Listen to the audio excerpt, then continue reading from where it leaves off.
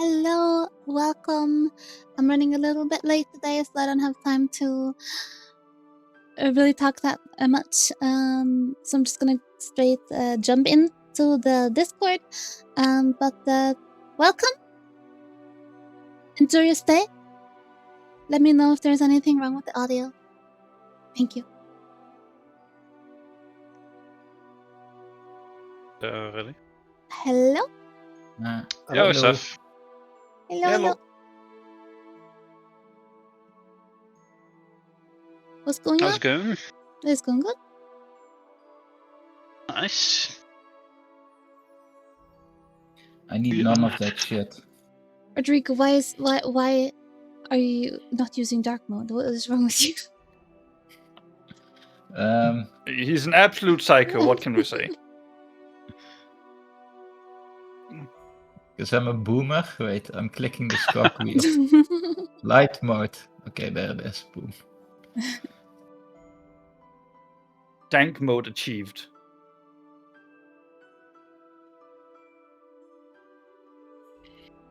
Some of the white letters are pretty hard to read though in Darknet.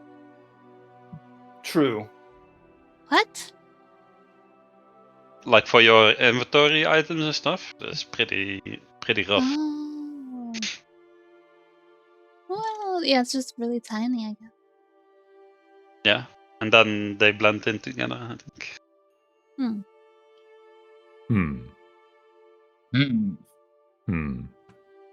Welcome, Hello, Mr. DM. Mr. DM. Oh my! Have I been expected? Yes. Oh, interesting. Okay. Oh no, I got my character sheet stuck at like the top of my UI. You guys know how you fix that? Just reload the What? website. Yeah. You Top of Windows your arrow UI? key down or something? You heard me?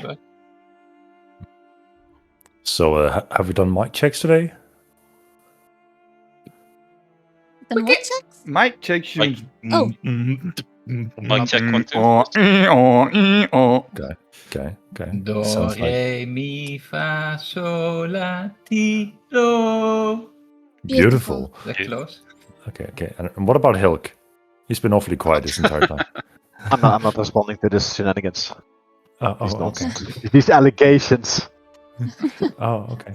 Radio Rumors. check. I won't breathe life into these rumors by further discussing them, okay?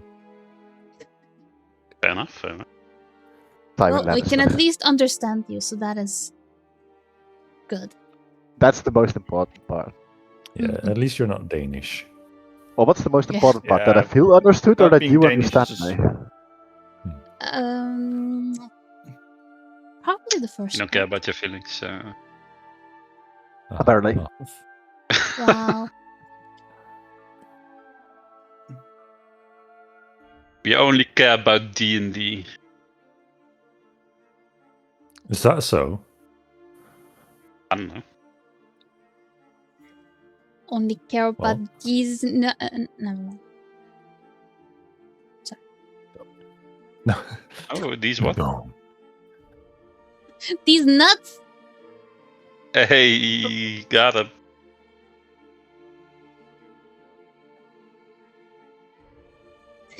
I'm not disappointed. I'm just... Okay, I'm very disappointed.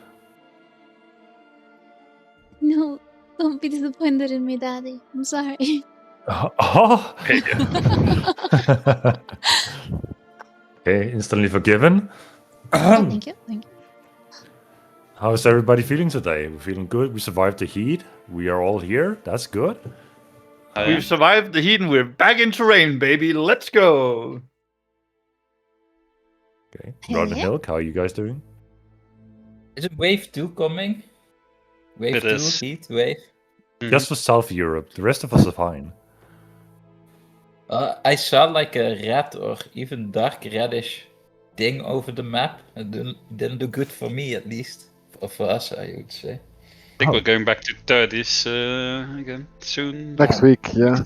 Next week. Like the high 30s or the low? Oh, I think That much. low not be affected. Low That would be 30s nice. are bearable, but that 41. Yeah. Oh, I love being Damn. Scandinavian.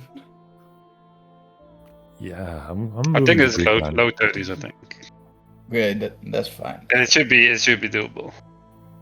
That Friday was like brutal, man. Holy fuck. Yeah. But no, I'm doing well. Good, Playing good, a good. lot of idle games, and they're not as idle as they make you think, but And oh, some of them. Yeah, idling on. Idle or idol? idle games. With He's Ellie. racing the.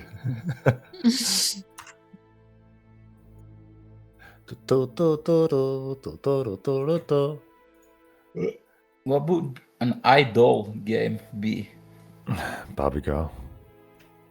Yeah, you have to sing or something. It would Mhm. probably be some kind of anime game where you play like as an idol. Yeah. Mm. Yeah. Oh. I can see that being a thing. Yeah. So, I suppose you guys want to play some D&D? Yeah. Sure. Okay. We're missing a player in the Roll20 universe. Yeah, I'm coming. I'm doing some paperwork. Oh, okay. Apologies. Did you just get home? Is this like on the very tight schedule of your day? You work till A little bit, 5? But today should be the last day that is actually tight. Oh, okay. It dies down a little bit with the summer vacation and all that. Not really, but yes. Not It really, does but die yes. Joke. Not because of that, but yeah, it does. Because all your patients die. My cat has Um, joined me. He would it- also like to play D&D. Okay, make a character Oh. sheet. What a catastrophe. My cat is It's- hidden under the. Oh. Oh. Yeah. He has a heat stroke as well. Poor thing. Hmm. Oh, Oh.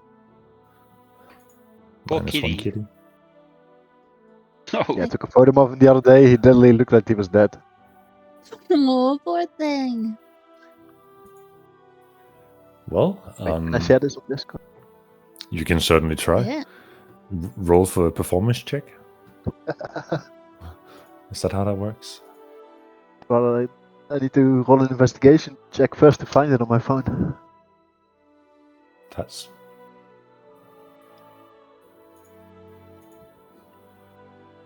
Can't be that far back. Last week. Oh yeah, here we are. Oh, yeah. Oh yeah, here we go. Kitty pick incoming. She picked. Here we go. this is extremely exciting content for the stream. Mm. They can definitely indulge in all the kitty My pictures. cat is cuddling me by digging into my arm. As they do. Aw. Mm. D&D chat. That Oh. Did you he's go seeing into the hold him? afterlife. Make sure he wasn't Yeah. there. That's like the 1,000-yard stare, right? That guy has Yeah. seen like Vietnam. He's like looking at you like, dude, help. Like, what are you doing? Oh. Why are you not Poor helping me? kitty. Poor thing. All right. Sad. Let me open my character sheet and then I'm ready. So, who wants to do the recap? Mickey? Oh, okay. I see. Glad you all volunteered for that. Well, I guess I should try and get the show started once Hilk makes himself comfortable and opens his 69,000 character sheets.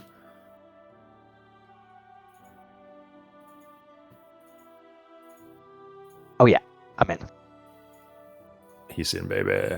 Let's fucking go. Well, yeah. All right.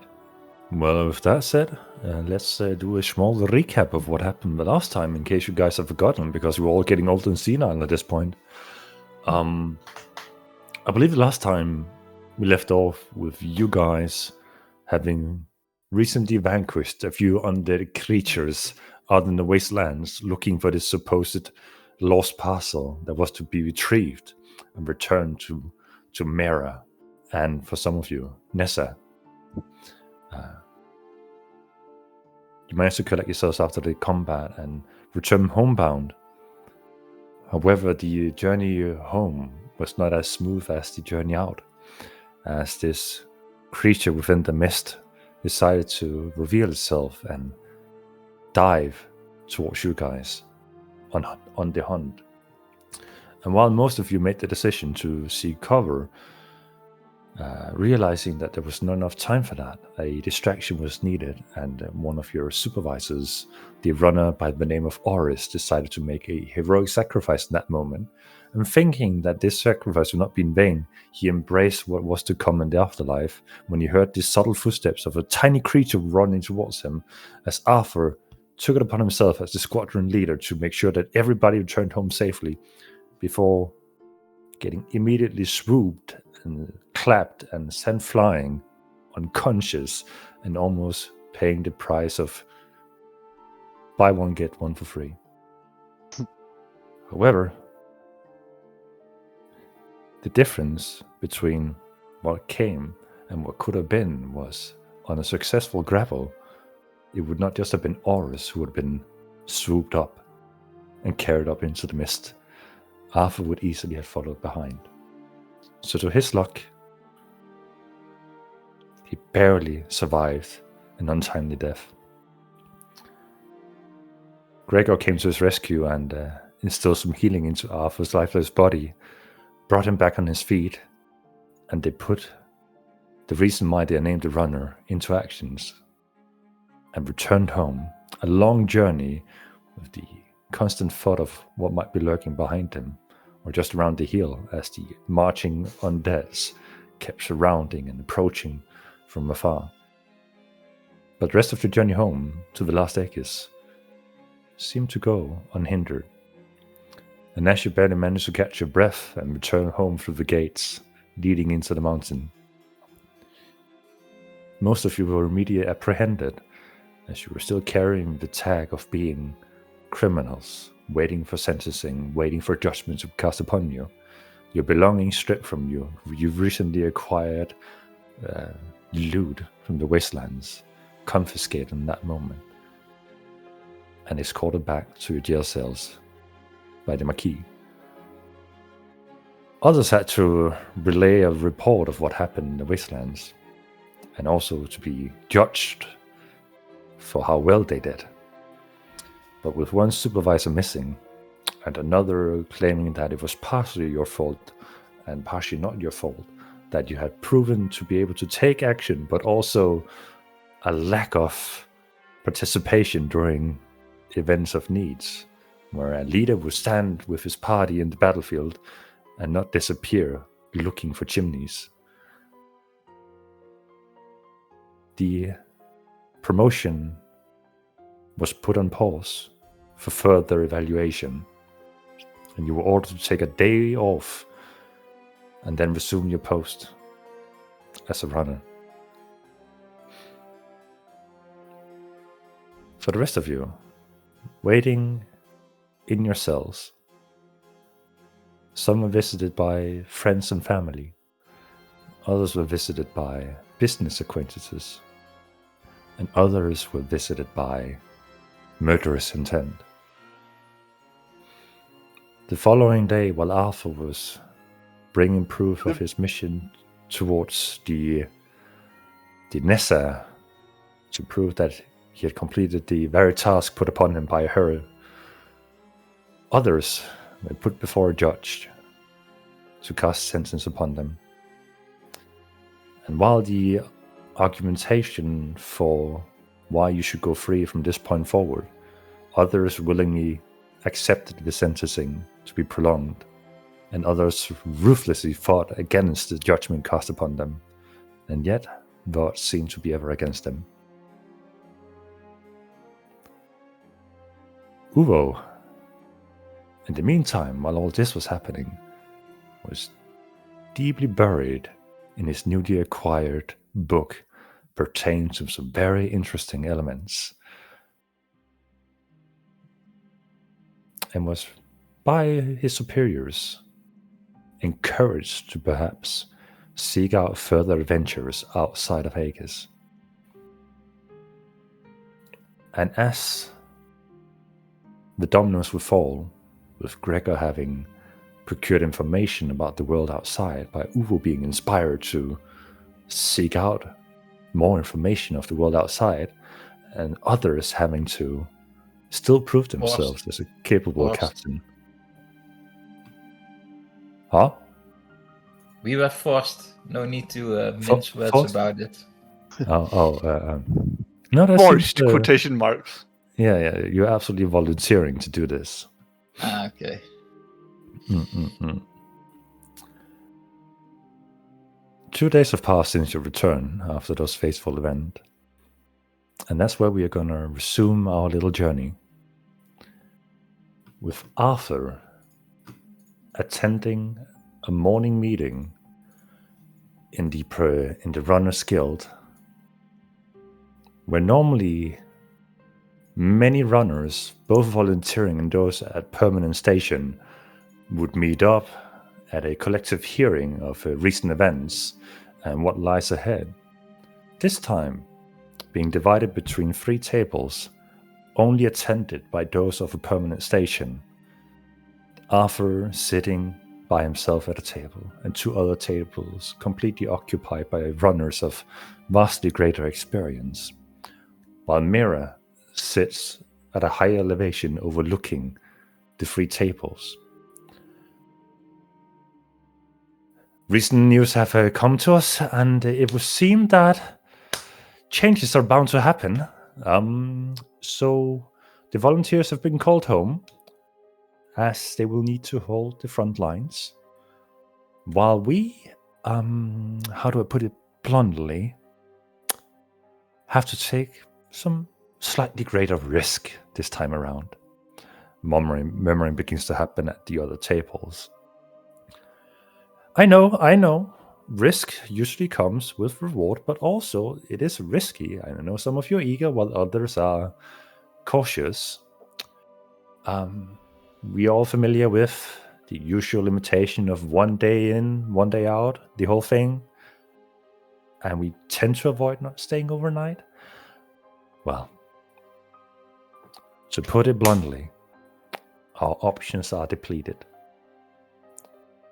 The nearby ruins are scavenged, looted, stripped whole of whatever they have, and unless we ourselves put more bodies out there to loot, there will be nothing else to get. And I don't think that's the intended plan, is it now? So, I have gathered the 2 best groups of runners that I could possibly think of, and Arthur. And we are simply gonna send out on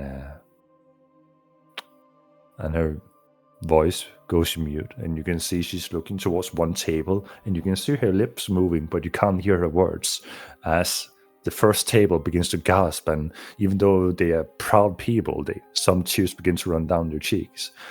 But they nod and they gather their courage before she turns to the second table, continues to speak without words being audible for the rest of you, but just for that specific table, as the same reaction seems to unfold. But they gather their courage, and the 2 tables rise and leave the room, leaving just you, Arthur, and Mira in the room. Arthur! Good morning. Hi. How are you? Hi, Mara. Good morning. I'm not too bad. How are yourself? Oh. She looks around in the empty room. Yes. I believe that's exactly how I am.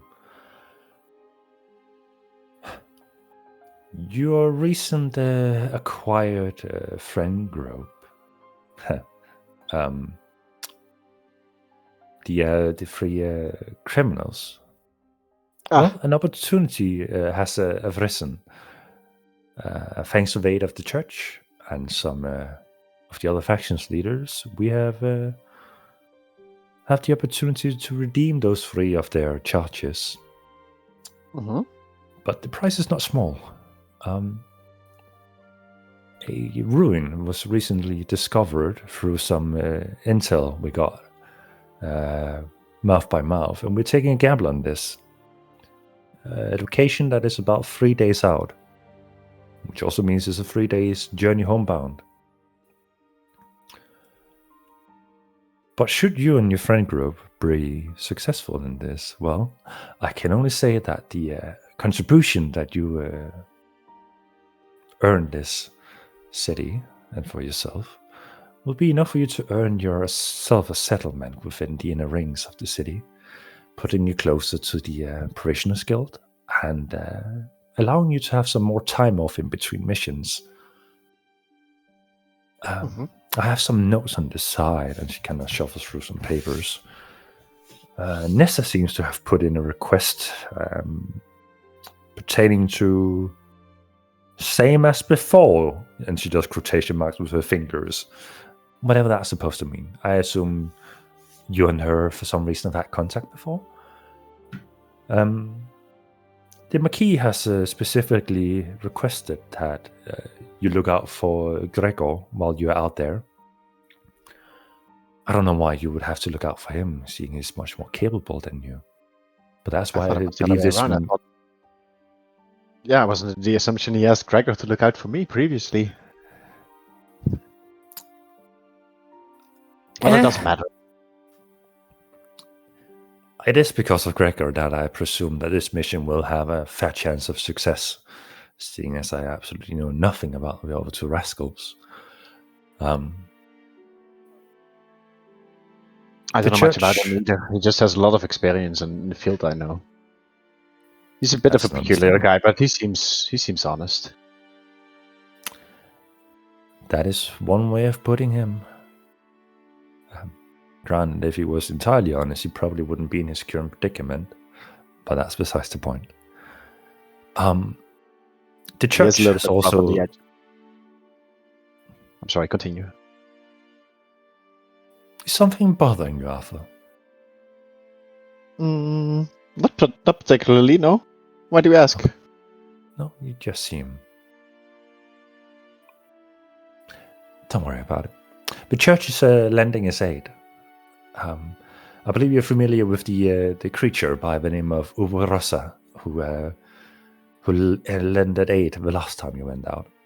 Yeah, definitely, our mascot. Yes, if that's what you prefer to name them. They will be lending aid again, but there have been several requests from a few church members of what to look out for out there.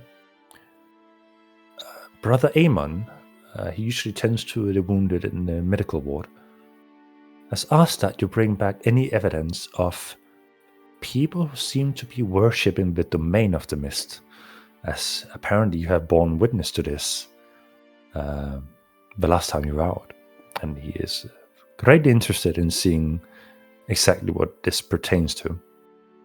Okay, what evidence is he looking for? Is he just looking for information, or what like... He's I don't know what these church-like people are looking for. If you see something that seems unnatural, bring it back. Dead or alive, or material as it is. Whatever you can grab it. Okay. And we also have from Brother Velken books. I mean, as if we wouldn't pick up anything that pertains to knowledge of the outside world, I suppose. But he was very emphasizing on the subject of books. Otherwise, the core purpose of the mission is to find out exactly why this Hillsbury Hills place has been mentioned, and why something without our reach is supposedly also known to people within these city walls. And this is between you and I. I believe those who carry the information about this place may not be entirely truthful of their place of origin. And if we can find out who might be connected to the world outside, we can perhaps start cleaning out the world inside. So if I understand correctly, the request is to venture out beyond, well, the usual distance that I've usually covered. Hillsbury Hills, you said the rune was called? Yes. Right. And if I understand it correctly, there's people in the city that know about it, but none of it would have the logical capabilities of reaching that place. By our knowledge, our runners are those who go the furthest out of these city walls, and our hard limit has always been a day's journey.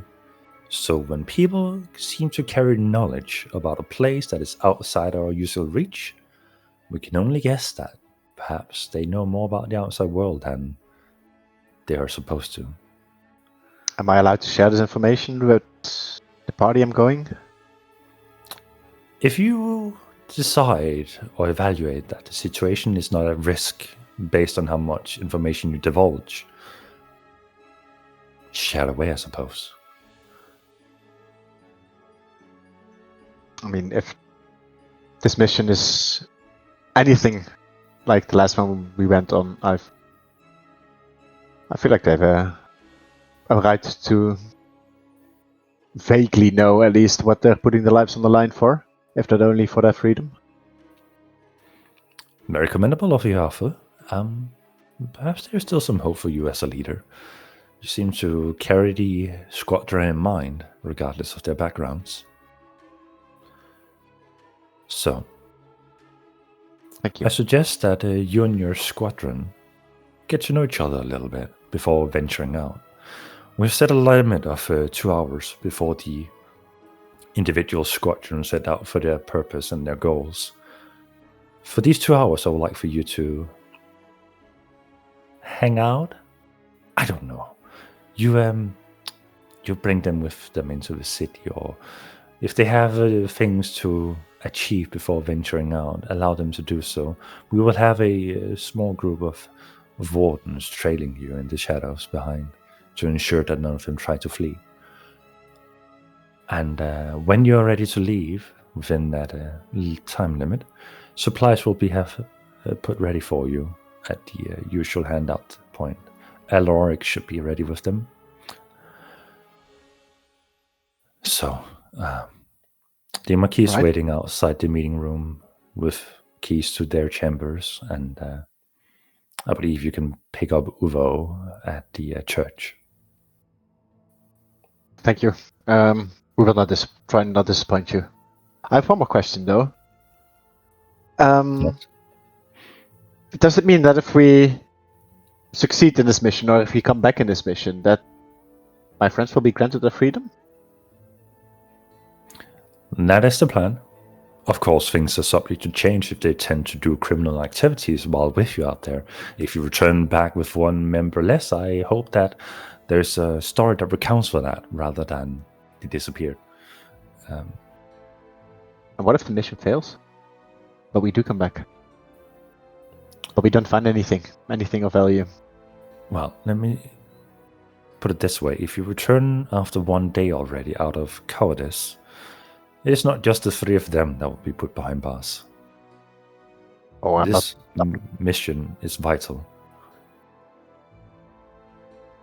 Yeah, but it's also based on a rumor. So there's no guarantee that even if we reach Hillsbury, that we'll find anything there. Is what I'm saying. I'll leave it be. If I see you after 6 days of you returning, I assume you've been out there for 3 days. And if you've been a silly fool just hiding for those 6 days, I'll commend you for surviving for 6 days out there. So whatever story you try to spin up after that, up to you. But I suggest, for the purpose of contributing to the city, that you come back with something. If not from Hillsbury Hills, at least make it look like or believable that you've been in that general direction. At least you'll grant your friends their freedom. Well, I'll do everything in my power to make this mission a success. I won't disappoint. I appreciate that.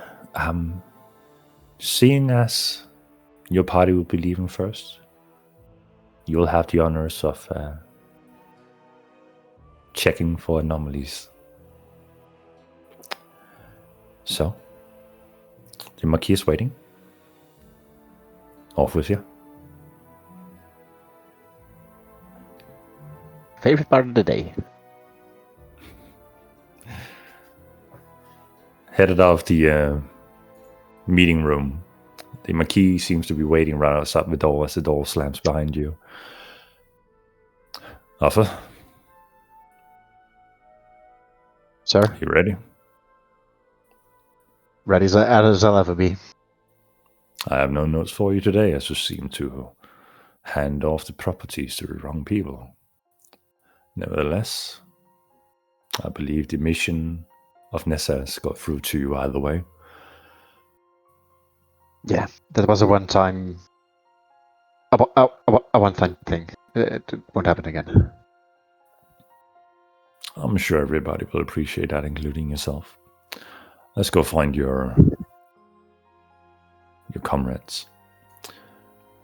Walking off into the hallways, you arrive at the detention blocks, where you have been a few times at this point. And opening up the first cell, shining bright light into the cell room, you see Ophelia.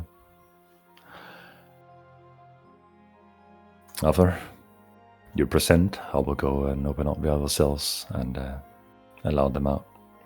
After that, good luck to you. He kind of awkwardly pats your shoulder and then walks towards the other cells as Dorian and Gregor, you see the Marquis comes by and opens up the lock and points in the direction of the hallway that leads down to Ophelia's cell. Gregor, good luck. Hello? Yeah.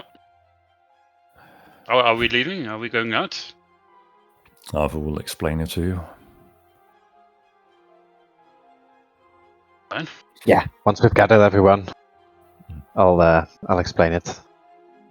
Let's get Dorian and Ophelia out, and then we'll gather up Uwo again, and I'll explain. You're all brought out of your cells, and in the hallway is just the three of you and Arthur. Take it away, Arthur. Well, I've got another opportunity for you guys. Well, there's been an opportunity presented by me, or to me, and by proxy to you guys, for another venture into the mist. Oh, As I did. exciting. At the 3. And what do we How get do I out of this? Well, that's not for me to say, but Mara did mention something about it may be able to grant you freedom. Maybe. I'm just gonna be honest with you, man. So maybe we get nothing. Why would we go? Well, maybe you can sit the rest of your days between these 4 walls. I figured you'd jump on the opportunity to get at least a breath of fresh air, even though it's covered by fog.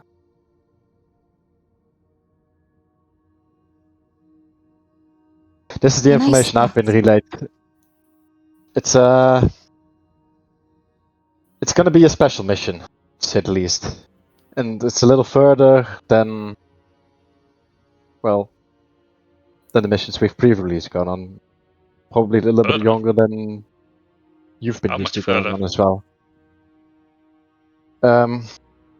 It's about a 3 days trip, single trip. 3 days? Are you crazy? No one's gone out that long. Is that long? Well, we've never well. ventured out more than a day, right? That's insane. So yeah. How are we're supposed to sleep out now?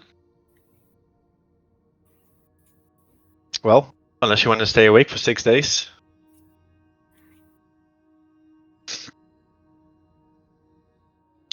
Don't think that's a good idea. We need to be sharp out there. This Yeah. sounds very unsafe. Are we bringing backup? Are you bringing other runners with you? Well, it's just us and Nuo. Oh boy. For 6 days. For 6 Well- days. Okay then. Where are we going? It's believed to be some old ruins. I can't really recall if she mentioned the name exactly, but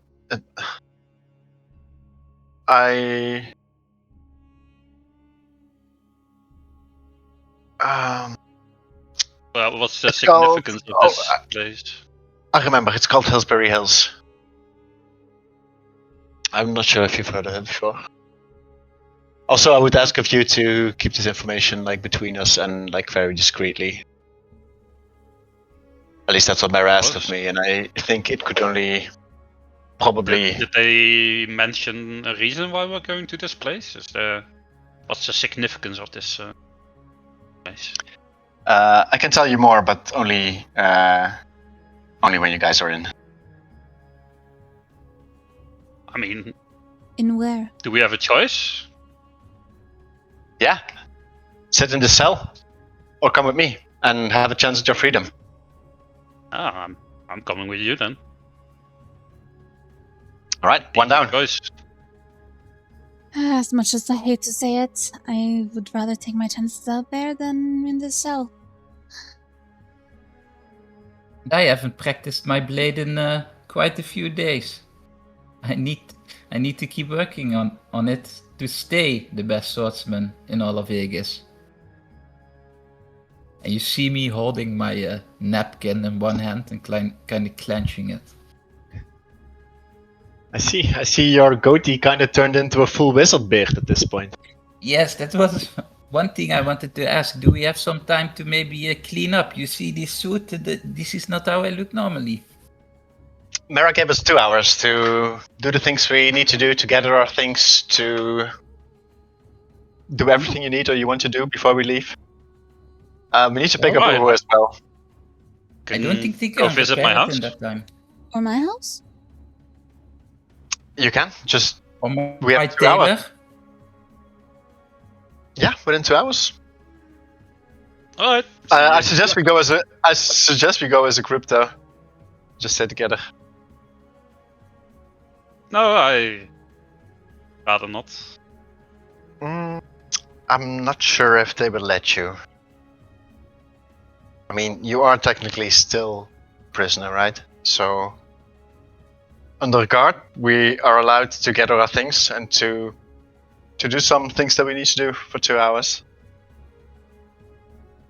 I'm just saying as I'm told.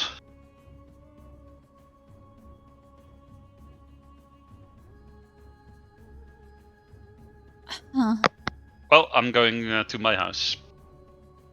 Well, if he's going to I his just house, then follow. I'm going to my house. Wait, And I'm going are we to all my just gonna? tailor. Wait, if we're all just gonna scatter and split up right now and we can't work together, then we might as well just everyone get back in their cells and close the door. Right? Mhm. Everybody has things I they mean, need to do. What do we need I- to do? Let's I- get these things I straight. have- We have 2 hours. I have 2 hours and a wife at home that I haven't seen in many days. At least she came to visit you. Sure, but we haven't had Oh. any, time Well, I don't together. think you have time for that right now. 2 hours? That's plenty of time. Well, what do you suggest? mean- That we all come with you and watch you bang your wife? No, that's why I want to go alone. I don't think that's what Mara meant by. Well, maybe it is actually. I I'm not don't to know, I judge. wasn't there. I'm not one to judge about what you deem necessary for a successful mission. How about this? I promise I'll be back here in 2 hours. That would be indecent exposure in front of a minor. Point to Arthur. I don't want you guys to watch. Okay? I haven't invited any of you to come to my house. That's why I said I wanted to Well, go you're a alone. prisoner, so you can't leave. And if you can, then so can I. Yeah, I'm not stopping you from going to your house. Well, I'm not Arthur stopping just anyone said either. I'm just talking. that we're either in a group or we're back in ourselves. Where's the This is monkey? the option I've been given. I'm sure this is some misunderstanding. Well, Can I first see of the all, I would monkey? like Yes. to collect my things, and then I guess we should go find Uvo if he's also joining the group.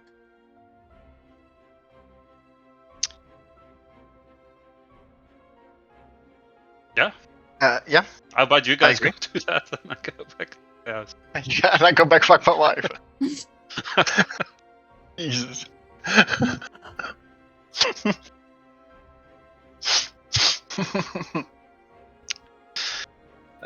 Gregor, Yes.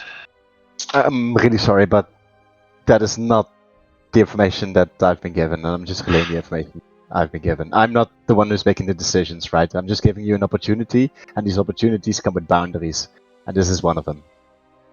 So you can either choose to abide by it and join us, well, or you know the alternative. I would really love you for us to join us. I think we need you out there. Well, and you're your- just and your going to die if experience. I don't join you. No? That's No, you're not gonna survive 3 days out there. that's part of the reason why I love it. Yeah, so you should probably do anything to, make me happy, and so that I come on this journey with you. Exactly. Anything within my power.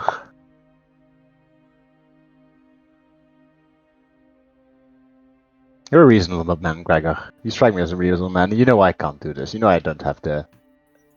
Oh yeah, you don't, but where's the monkey? Gregor, make a perception check for me. Monkey. Yeah, Alpha managed to hold on to the party for 2 minutes before it was a full-on riot. Oh my god. Gregor, looking out throughout the darkness of these hallways, you see, leaning up against the wall in the darkness, the Marquis just face-palming, looking at you guys. There he is. Is what he said true, that I can't go to my house alone, or? Arthur, Yeah, I look at him. you take Dorian and Ophelia, gather up whatever belongings, pick up Uvo, let Gregor do his thing. Hey, Gregor, why you does promise it to be back special here. treat You're me? not gonna burn him off, right? Oh, I will. I expected as much. Say hello to the missus for me. Thank you. If it feels better for you, you could send a warden along. You can wait outside. As if they weren't already tailing you. Ah, perfect. See, what's the point? Why all this I don't- trouble, huh? I don't make the rules, Gregor. If the Marquis gives you permission, then be my guest. Thank you. It's much appreciated. Just want to have a good conversation with my wife, give her a big old hug, and then I'll be back here, Too much information, Gregor. Off with you. Special treatment Right. for the priest, huh? Well, unlike most of you, the priest has made more contributions than all of you combined. I doubt that. You hear the door slamming of Gregor, like running out of the prison house. Hurrying down the hallway, disappearing into the dark before taking a corner turn. Arthur, prove that you're a Sir? man. Keep a short rein of your party and earn their respect. You don't do that by forcing, you do that by accommodating their needs. Yes, sir.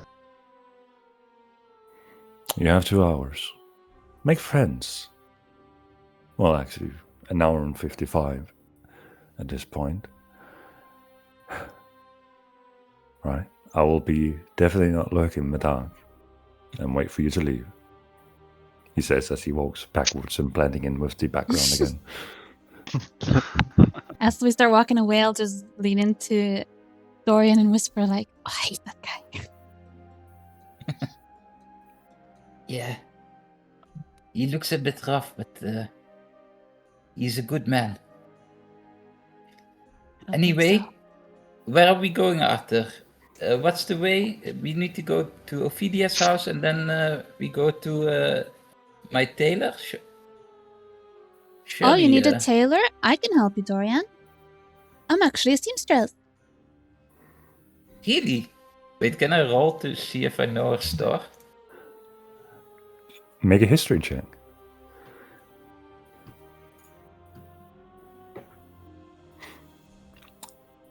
No clue. You just know that your clothing is presented to you on your bed every morning by your maid. All due respect, miss, but I think maybe your tailor is a bit below my quality, if you know what I I'm don't saying. think so, Dorian. Why don't you come? We'll go to my shop. I can fix you up a nice suit. And I have some nice shroom wine at home. We could all have a little drink before we go.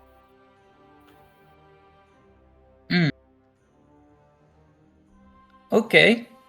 Let's see what you've got in store for me. Arthur, Are there? you What just do you say? following along?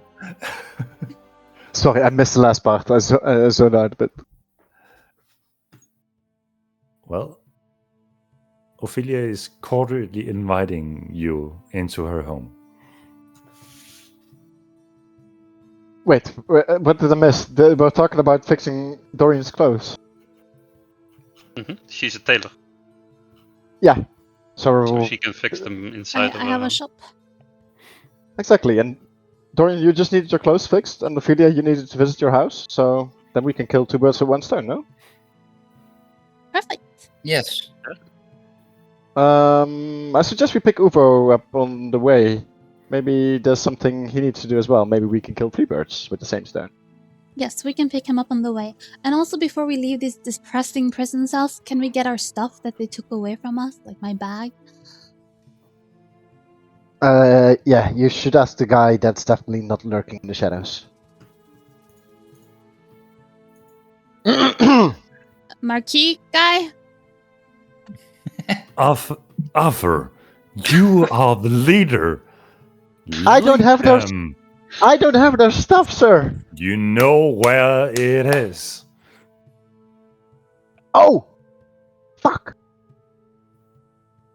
That's right. Now, can I just brood This in the little guy darkness has a here? potty mouth, no? I mean, I just misunderstood Mara. She said where we could get the provisions. I didn't understand that that's where they kept your stuff as well. Let's go pick up Uwa. Let's go. Just see Arthur So- become a little bit smaller again. So where are you headed? To the church. To pick up Uvo. So Ophelia, while you're looking to pick up your belongings, which you've just been told are where you're picking up supplies, you head in the direct opposite direction, heading down staircases leading to the church to pick up Uvo. Oh!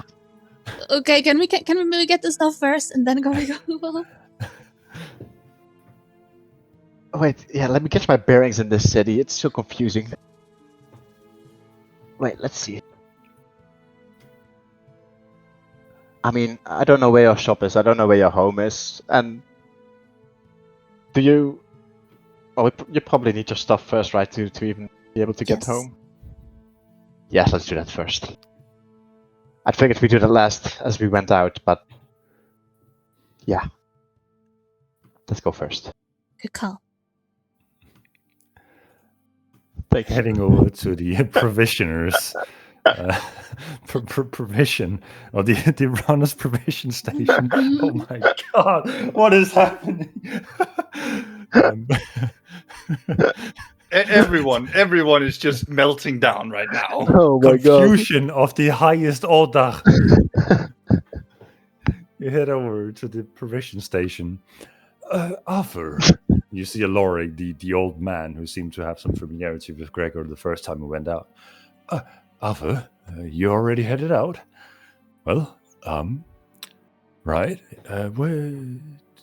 That's the guy with the belladonna. Yes, I have his... Old man kneels down and picks up a bag. The blade belladonna for Arthur. Yes? And for the scary woman. Her name is. Excuse me? I Ophelia. kiss my blade. I Welcome give back, him a beauty. smile and just like wink at him. Like, I'm not scary.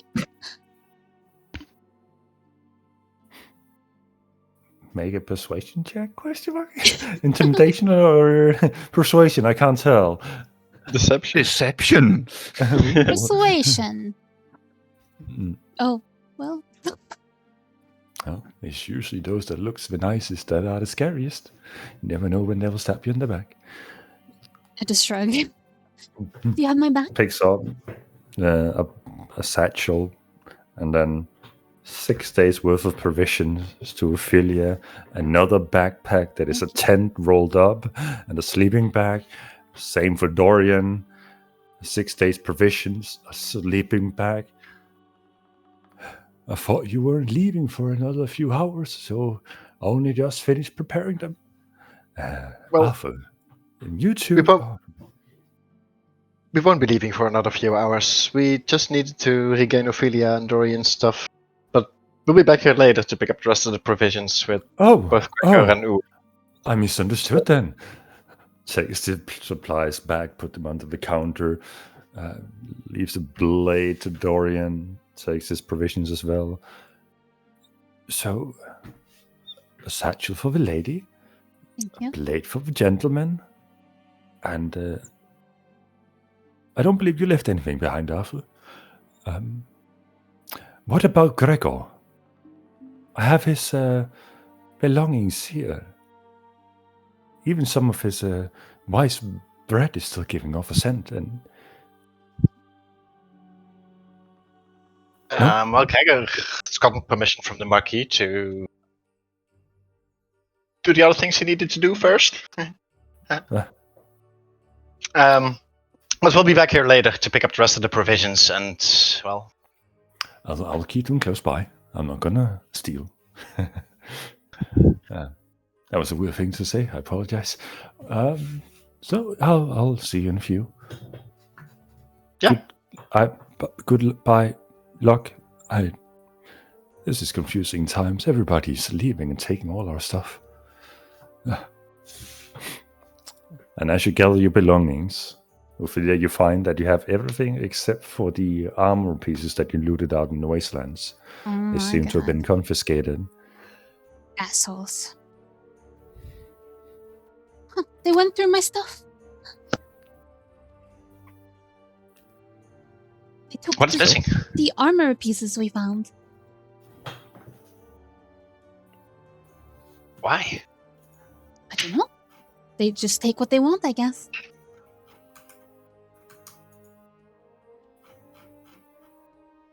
Dorian, are you missing anything?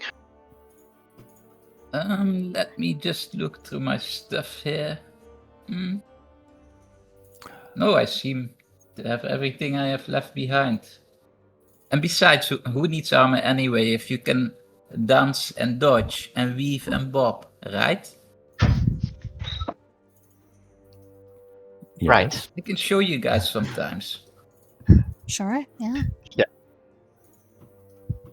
Yeah, we're waiting 2 sessions. I mean...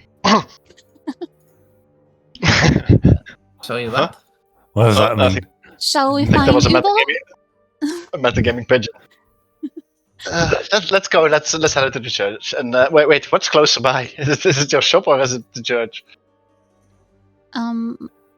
My shop is Is in it the on the residency side? disc. And so is the church. Then we can pick The who else. Ophelia, your shop is located in the inner So- circles, and the church is in the outskirts, on the far end of where the staircase leads down into the residency disc. So your shop would be on the way alongside the Provisioners Guild, and then it would be the church at the end.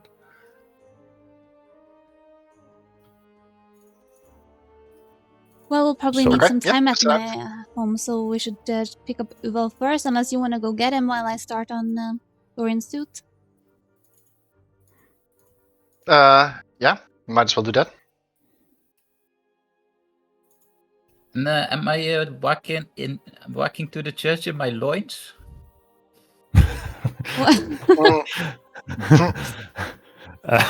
You can do whatever you want. It's a liberal city. Just let the flag wave in the wind.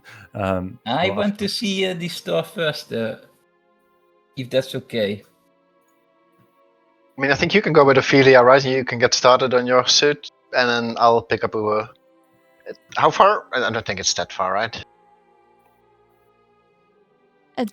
For Are we like descending walking the past staircase. my house before getting to the church? Yes, again, the church is at the far end of where you're coming Yeah. down from the staircase, so you'll be crossing past the Provisioners Guild and your shop before reaching the church that is at the end. It is roughly 45 minutes of walking to get to it through the streets of the residency disc. All right, Arthur, you'll just come with us to my house and then drop us off there, and then you'll go get Uval and come back. Yeah, that sounds good. All right. So you guys head through the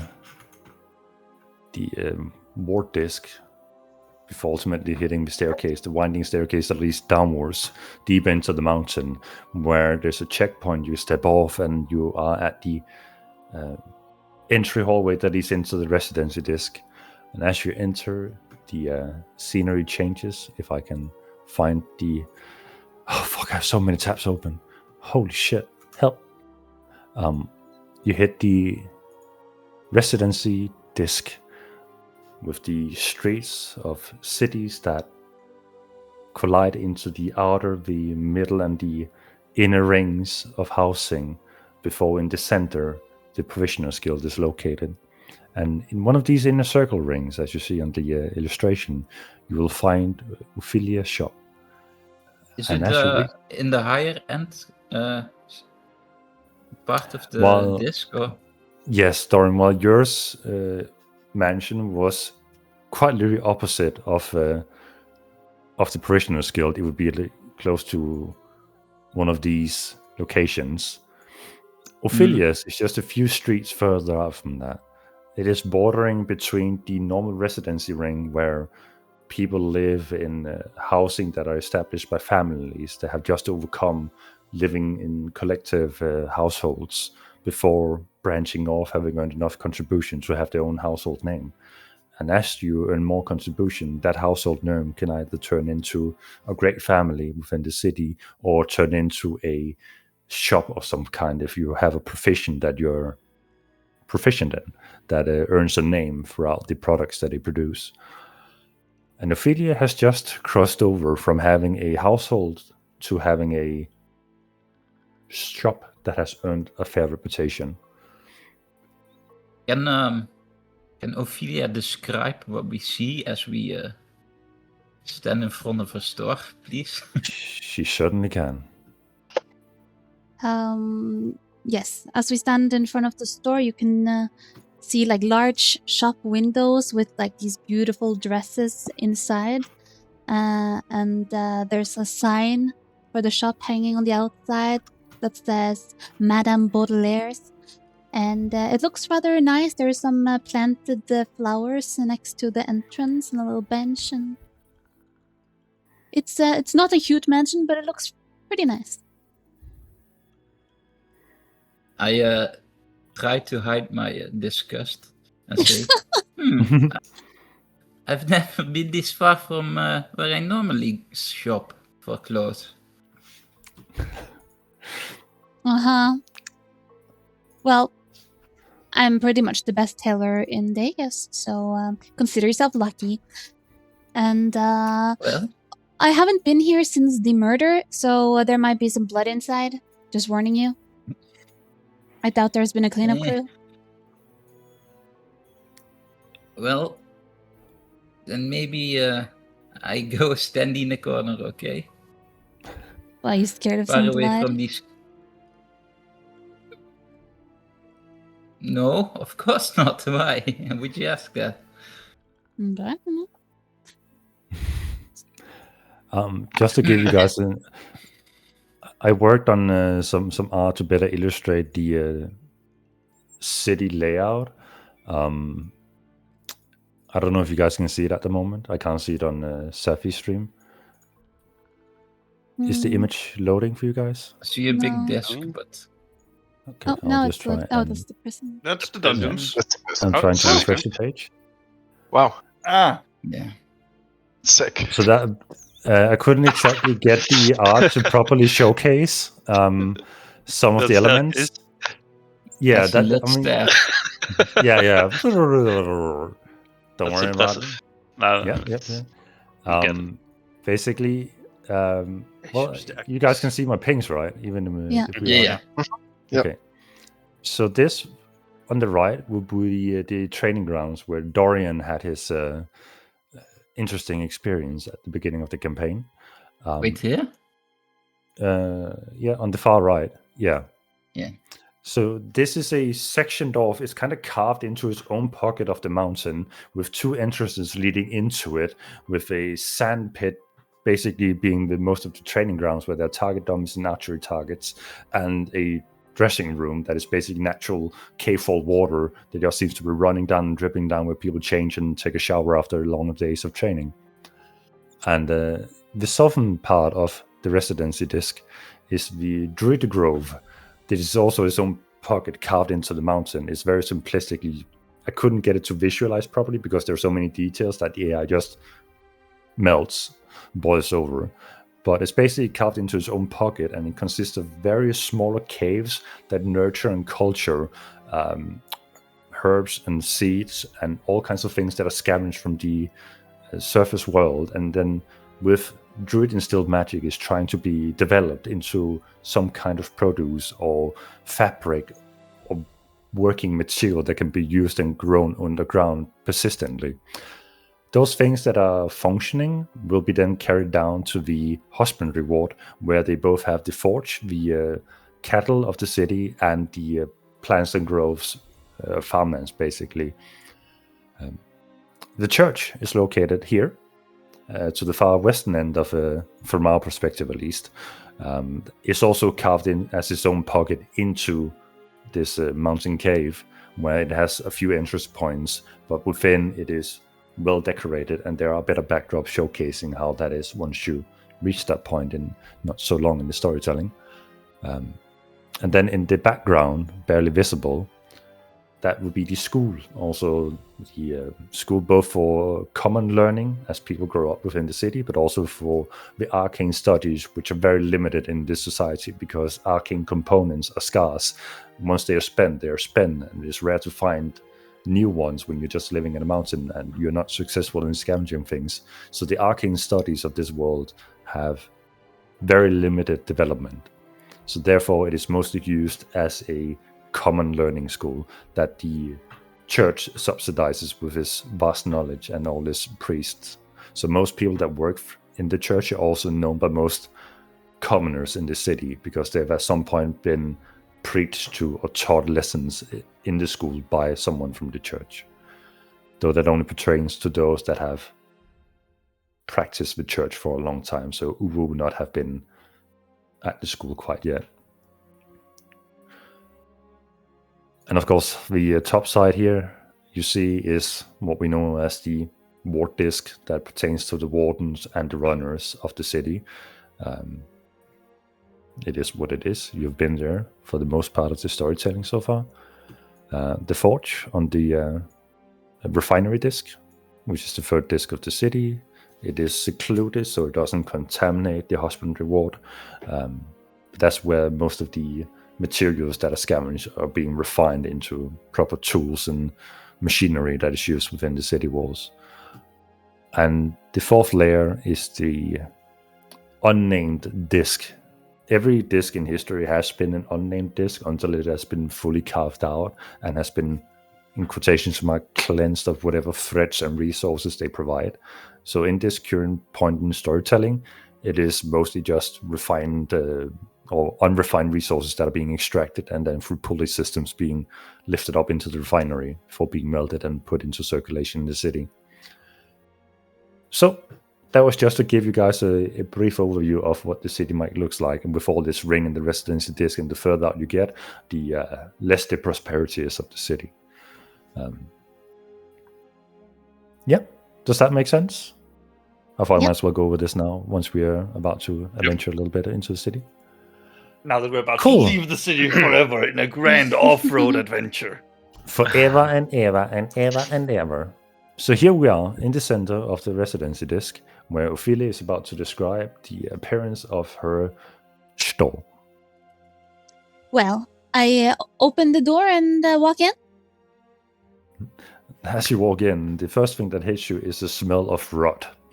As Oh, while God. the body has been removed, the blood stains that have soaked into the wood has not been cleaned up at any point, and is now just properly rotten the wooden board that perfectly outlines a left-behind body. That's terrible. I cast the prestidigitation on the cleaner. You cast it. Unfortunately, it only takes care of the surface level smudges and blood, whereas deeper within the wood, it is so stained and corroded that this would definitely take a refurbishing of wood before you can entirely get rid of it. So while for a brief moment the rot is not as intense, it begins building up again. I'll take out a perfume bottle and just spray a little bit to get rid of the smell. Well, that needs to be taken care of properly, but I don't have time for that now, do I? So inside there aside is from this- a bunch of clothes, fabrics, mannequins. There's a chandelier. It looks really lush. There's wallpapers, and there is plants. And Is it chaotic kind of or is it like? no, it's clean. It looks rather exquisite, and like there is a lot of products. And what about the stain on the floor? In either case, I'm going to stand as far away from that stain as possible. Notably, the house that you entered was stone on the outside, wood on the inside. It's a 2-story house where the bottom floor seems to serve the functionality of a store with mannequins, fabrics, and clothing hanging. Some clothing that has been fully sewn, others that are in the process of being sewn that is still like just a sheaf of cloth hanging over with a few needles stuck to it in different colors, and thread being scattered about, and a bunch of sewing kits and repair kits that are either in the process of being entirely packaged or have been packaged and is ready to be sent off. There's a little clerk desk with a small, not a fully mechanical register, but more so basic wooden you can pull out and then you can sort your coins and put back in again, or scrap metals in this particular settings. Quaint little store you have here. Thank you. I guess I would get that. I don't want to take up too much time if Arthur wants to go and find Uval, but I would get started on. I imagine I'm Dorian. walking in the meantime to. Yes. So you have a. Where's the dressing? Sorry? Where is the dressing room? Well, it's right over there. Is it past the while- bloodstain or not? It's not on the bloodstain, no. That's where Okay. my boyfriend died. But here you have a bunch of suits that's already been made, and since there are such close cellmates with sort of, have your pick, and I'll help you get it fitted. Okay, as I rummage through the the racks, I guess. I try to find like the most exquisite looking suit I was wearing before, but that's all torn down now, in the store. And also, I would like to make, like, for the quality, is there a test Ophelia can roll to see how high the quality is? Well, first and foremost, you won't find any suits that are perfectly suited to you. You'll find some that are in the process of being sewn up to form fit. You can make an insight check for your general passive perception. Is most of it seems to be of high quality, whatever is in production. But Ophelia, what would you say you specialize in sewing? Are you sewing like Gothic dresses? What are you sewing for the main purpose of selling? It would be like nice clothing for men and women. Well, yeah, Okay, kind of for like clo- I don't know what style I would say, but kind of maybe like kind of Victorian Gothic sort of vibe. Very, very nice, upper class kind of vibe. All right. But I will need to see like how impressed Dorian is by what I see, you know. Go ahead and make an insight check then.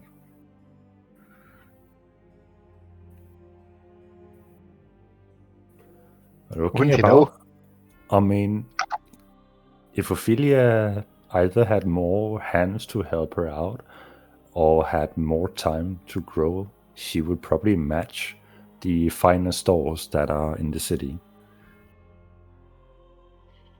Okay, so I pick one suit out of the rack and I say, I think this one will suffice. And I hand it to her.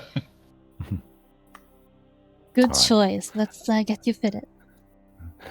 As this awkward scenario plays out with two people who barely know each other, and one is way out of line for his current station in life, and the other is a recent murder convict, we head to Gregor, who is standing in front of his door leading home to his wife. Within, you can smell the fresh scent of newly baked bread. I'll just give a little knock on the door and I'll go in. As you knock, you see a figure approaching the door as you open it, and to their horror, they see you, and to your surprise, you see Thomas standing there. Gregor? Ah, Thomas. Are you okay? I should go. And he kind of tries to run around you and I just try to grab him by his collar and like pull him back in. No need to go. I'm not mad. It's all been explained to me, Thomas. It's okay. Are you okay? For now, yes. He hugs you tightly, like his small stature hugging your large mass. It's just, I'm so sorry, Gregor. It's okay, Thomas. I knew you wouldn't do this on your own account. Leaning out from another room, you see your wife just standing there with an apron and bakery gloves on. Oh, honey, you're home? What? How? For a short time. I have to go soon, but Oh. I figured I visit here real quick and How much time ask do you you have? some things. About an hour left, maybe. Oh, she shakes her hand and the gloves fall off. And Thomas, and she walks into the kitchen. You can hear the breaking of bread, and she comes back and hands Thomas half a loaf. Go meet your friends, and I'll see you later, Thomas. Thomas nods and looks up at you with still tears in his eyes, apologetically, and then Just give him a nibbles a little little. like rub on his head, and then little knuckle on his head. He runs out of the house, and she closes the door behind. So, She embraces you, and before you can say anything, she starts kissing you. wait. Oh. I need you to do something for me when I go. We're going on a long journey. Wait, long? Multiple days. Wait, no. I know. Great, but they don't do that.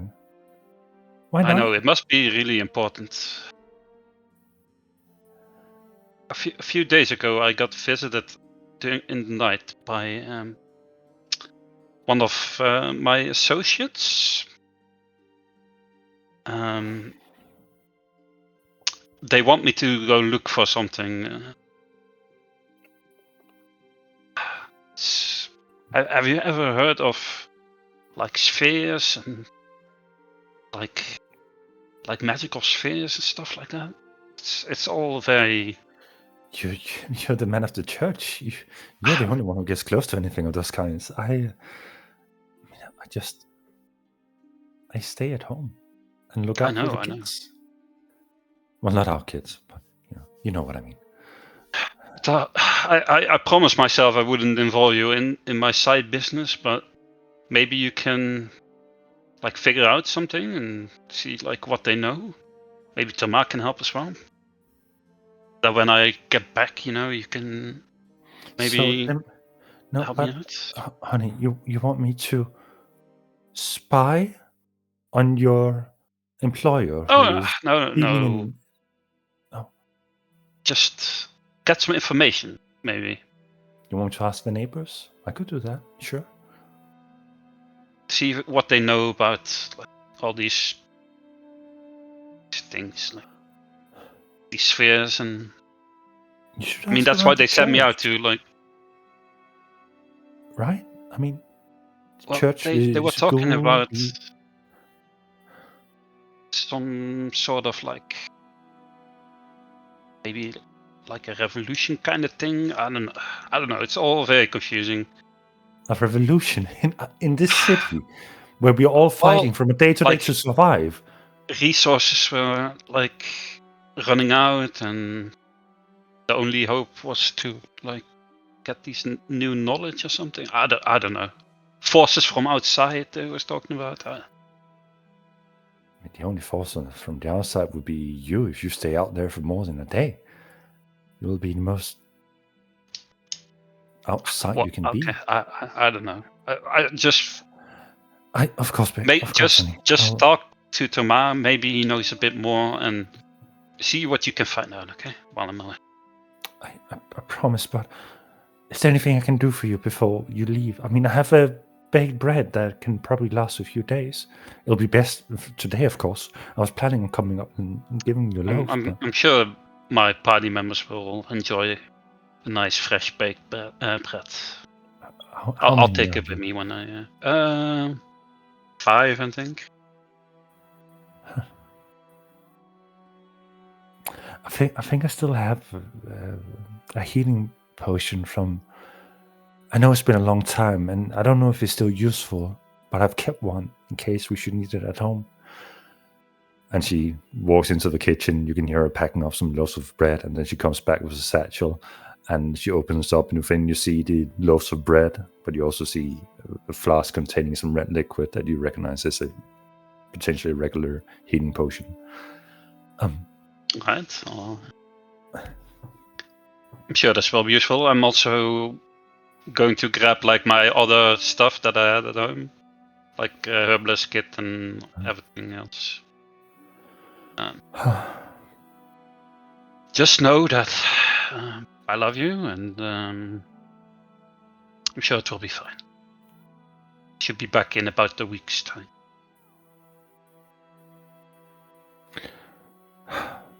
I know I don't have to tell you, but be safe out there, okay? And if it comes to you and whoever you're traveling with, please make sure you come home safe.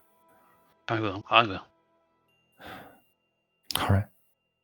She hugs you one last time and kisses you passionately, and then leans her forehead against yours. Black. And then fades to black. As we cut over to Arthur, the little 16-year-old kid strolling through the streets by himself, proudly with his new party that is nowhere to be found. Yeah. As you're headed towards the church, which Arthur, have you spent a lot of time in the church throughout your 16 years as a boy? No, not in my younger years, definitely not. But as I grew older, and well, actually, once I joined the Runners Guild, I think it was along that time that I started visiting. Not very often, but All right. I have an interest to it.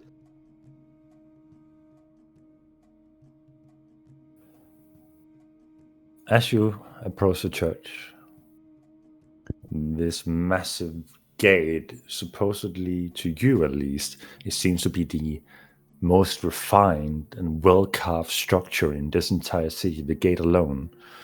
And as you approach, 2 guards, 2 wardens by it, push it open, and not in recognition of someone on their way for a purpose.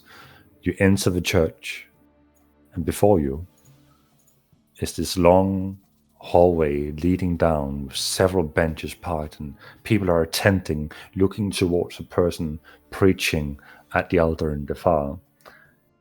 To your right, you see 4 stained glasses. They are not windows, as behind them is pure cave wall, so there's no sunlight coming through, but yeah, they're still being highlighted by some kind of magical light, either forged into the glass or just slightly behind it, giving off this gracious approach as you behold the stained portraits. First, there's the stained portrait of the Domain of Light. The light itself is portrayed by the golden hue, and yet what people would presume the sun looks like, even though none have seen it for all the time that you have had to seek refuge underground from the mist completely blotting out the sky. The second, the Domain of the Grave, whom you know that Brother Velkin is pertaining to, the main preacher of the Domain of the Grave that seems to tend to people who leave the world behind. He ensures, along with his followers, that people are taken care of when they can no longer take care of themselves, and giving a proper blessing on their way to the next step in their journey. The next is the Domain of the Forge, a domain that is highly prestigious but rarely tended to or preached about in the church, as that is held by Brynja Corran, who is the faction leader of the church, but she rarely spends her time here, as she tends to oversee the production in the refinery, overlooking all the metals being brought in, the quality of them with her knowledge, and then giving the produce its blessings before it is redistributed in the city. And the last is the Domain of Life, this overflowing chalice, which is overseen by Lyra Voss, the faction leader of the church, one of the 3, who in this moment seems to be giving a preach, though you're too far away to hear exactly what's being preached about, and the amount of people currently occupying this space seems to make it a difficult journey to approach the Elder. But on your left is a small segment where you would know amateur or up-and-coming preachers tend to have small practices with a smaller audience, but also behind their altar stands 4 bookcases where the general knowledge that is available to the public is usually stored and easily retrievable, borrowed, and then handed back, and hopefully in this everlasting condition. And this moment, you watch Uvo standing there, currently fiddling with some of the knowledge.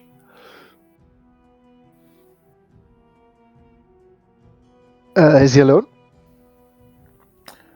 Or is he giving? Is he preaching? I'm not sure if I understood correctly. Uvo is I have just my nose in a browsing the book. bookcase. Yeah, Oh, okay. Fine. basically. I approach. Uvo! Huh? Oh, Arthur. How can I Hey, help you here? hey, I'm sorry to disturb you. I hope I'm not disturbing. Am I disturbing? No, we are by the books, and I am reading books, so it is not disturbing. Do you need guidance to the knowledge of the church? Well, I would love to, but maybe another time. I'm actually here for something else. We going out again? Yes, I'm not sure if Mara already or the Marquis already. Marquis? No. It just seemed rather obvious. Yeah, why else would I be here, right? Oh, no offense to you, Arthur. I did not mean it like that. I meant that, considering what happened last time, it wouldn't be strange if more and more ongoings will happen. Yeah. We're the only party leaving today. We're not. Hmm. There's, I believe, 2 different parties that are going out. But I don't believe that's much of our concern right now. They did ask us if, or they did ask me if I was willing to bring back the crew together. And both Gregor, Dorian, and Ophelia, they kind of accepted. And we would love to have you with us.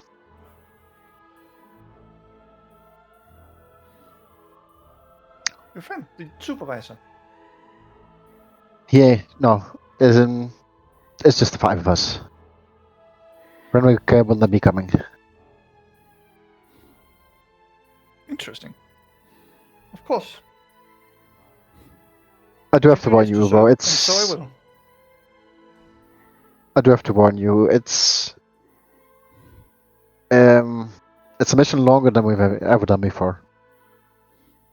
We're gonna be at least, if everything goes smoothly, a minimum of 6 days out.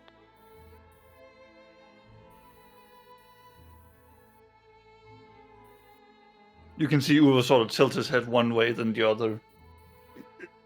Perhaps considering your words a little seriously than you expected, but not out of fear, and says, "Of course. It is my duty to journey along. I will join you." I appreciate it. I just want you to know what you're getting into. Uvo deposits the book back that he was holding to the shelf and says, "I will quickly make my arrangement, and then I will be joining you." Okay. Well, do whatever. How long? What do you need to do still? What is this you still want Pass to a do? message. Okay. I know Dorian is currently with Ophelia.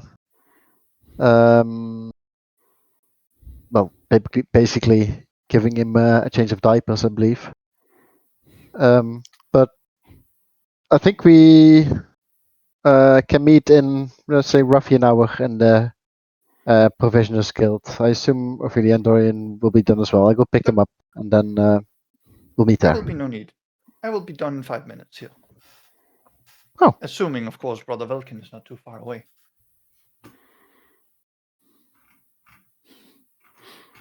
The last time you saw Brother Velkin was in the secluded archives that is to be found past the preaching bench and the far end into the seclusive chambers where you have both your sleeping chambers, your personal library, and the office where the church leaders sit and talk in their private business.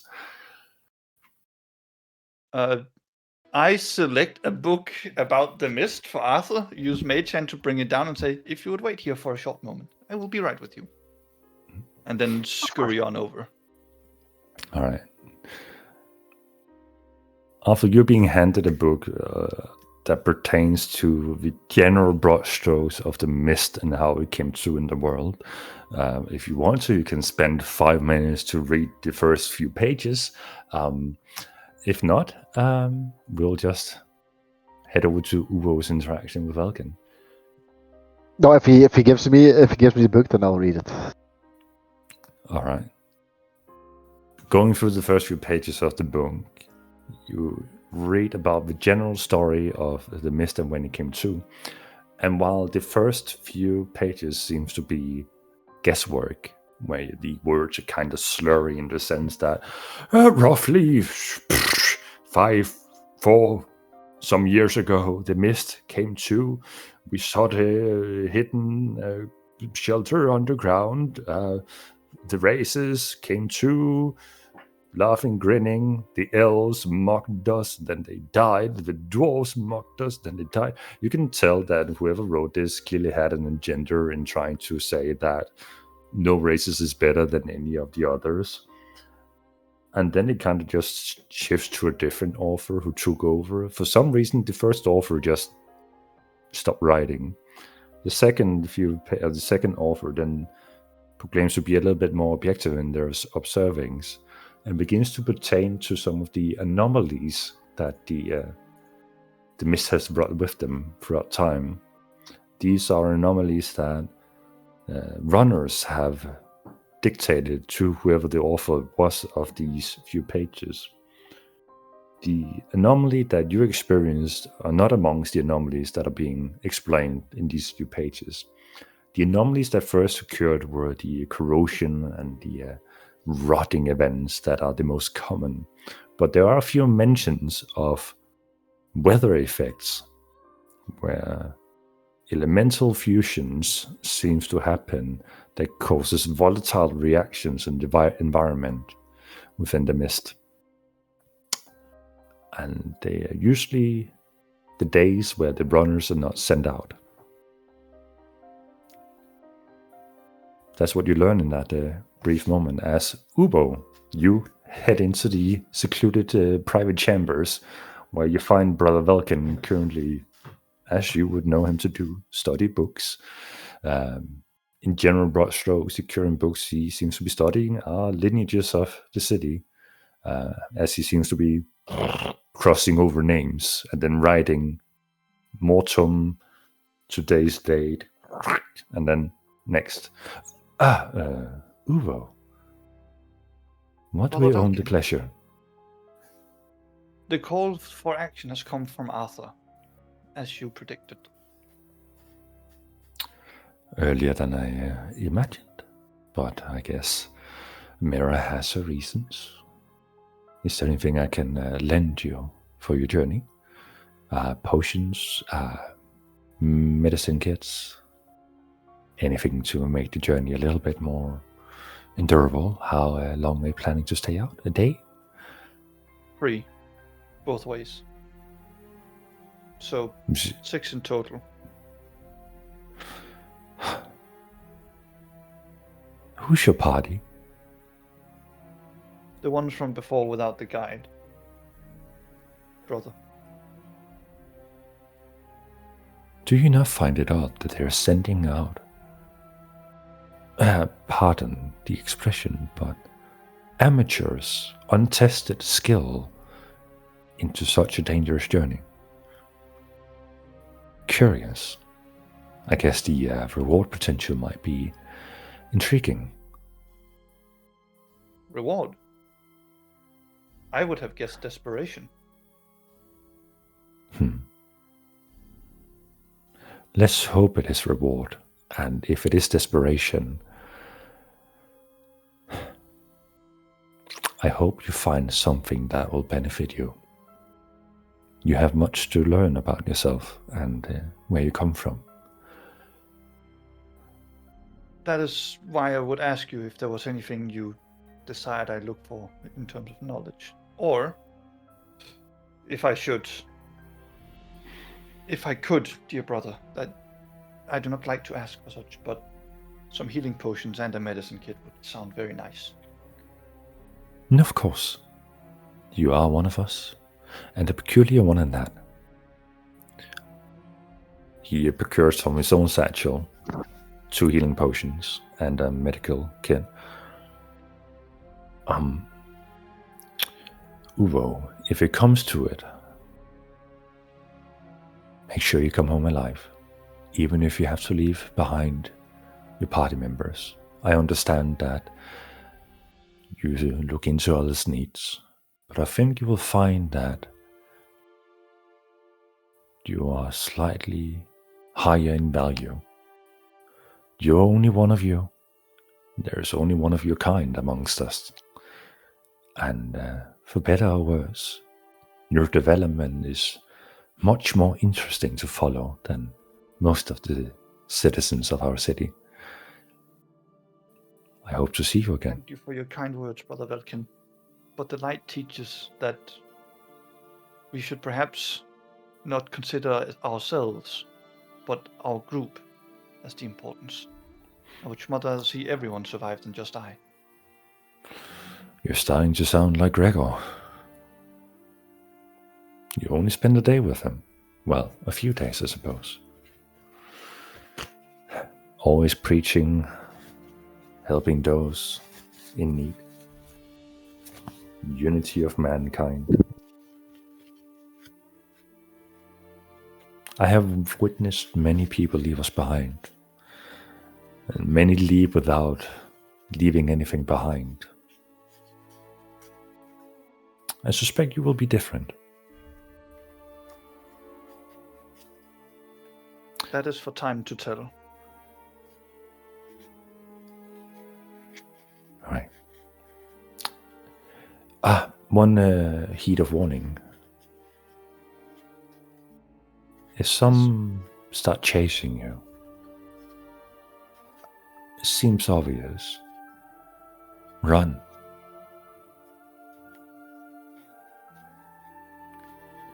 It is sound advice. I I would suppose say that is so. why we have so many dedicated to be runners and not fighters. That will be the case. Survival, first and foremost. Your survival, highest priority. I believe Brother Amon had some interest in the world outside. He was greatly infatuated by something that was brought back from your last journey. This symbol of blasphemy, of madmen from the outside world. It was craftsmanship of our own city, pertaining to the domain of light, but it was pervaded and seemed to have seen a different use than its intended purpose. Amon was greatly interested in seeing how this defilement of the domain he holds dear had happened, and how to perhaps stave it off. If you find any clues, let him know. I shall do. He kneels down, pats you on the head. I'll see you soon, Uvo. Uvo will scurry out to Arthur.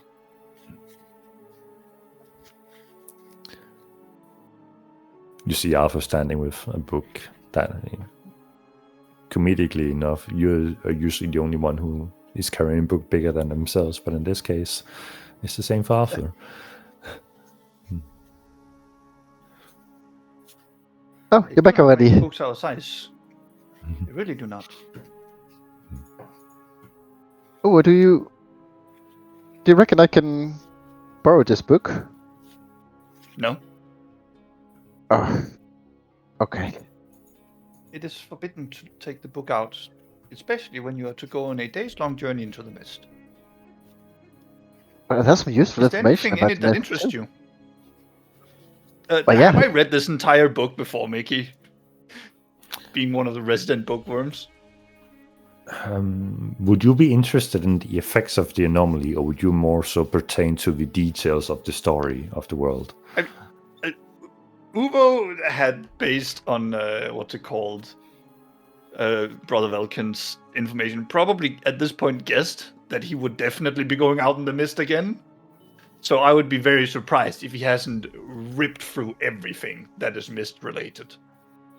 All right. The library is big, but this is one of the very common basic books that is on the public shelf. I would say most of those books you would have gone through as a starter initial before being given access to the larger secluded library.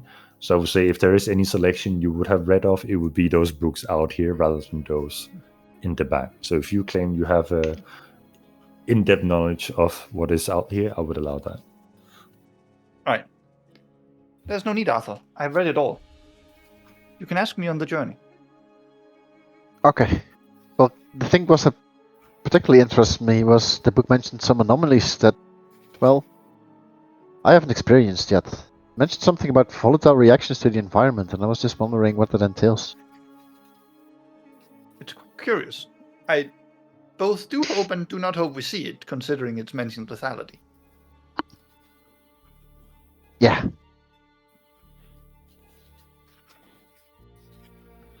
If that's all you can tell me about it as well, then... Well, Mickey, back me up here. Well, the days that pertain to anomalies that are deemed too dangerous to walk outside, the depth of how dangerous these anomalies are have not been fully explored. They do know that lightning has struck from seeming through the mist and not from the mist. The lightning has had different colors when hitting impact. But one thing is certain, whenever that particular anomaly is in effect, lightning strikes are bound to happen. There is no booming without a certainty of a strike. The runner who had a first-hand experience talked about static electricity constantly crawling up and down, as if they were, from our point of view, from our world perspective, if they were on a mountaintop during a thunderstorm, the static electricity would crawl across their body, being imminent of a lightning strike happening soon. It pertains about rain dripping through the mist, but not from the mist. Rain that has had both purposeful effects that seem to have brought calm and restoration to people, and on some days it has been acidic of nature, leaving one to never return if not found shelter. For the most part, when there's... I was about to say, this would be very academically related to Arthur as we probably start walking out, as well as a wonderful hint of humor. But, we don't know that for sure. That could be additional things we haven't discovered yet. These are only based on so many eyewitness accounts, so it's really interesting. Could you imagine if there's something with fire? Maybe things that explode? Completely unconscious about the fact that it might make Arthur more worried. Yeah. It leaves you thinking that at some point these anomalies were stopped taking records of because survival became such a necessary thing that once the first signs of any harm from these anomalies, there would be a strict no-go outside order, even though there might be more to the events taking place. Would I know if in my experience as a short experience as a runner, if it usually rains outside, or if that's really a rare occasion or occurrence? Make a history check just to see how much you can recall. We all know how well a teenager remembers things that are being told and shown. Uh-huh. Not often. Uh-huh. Okay. Well, it never rained when I've been out, so that should probably be rare.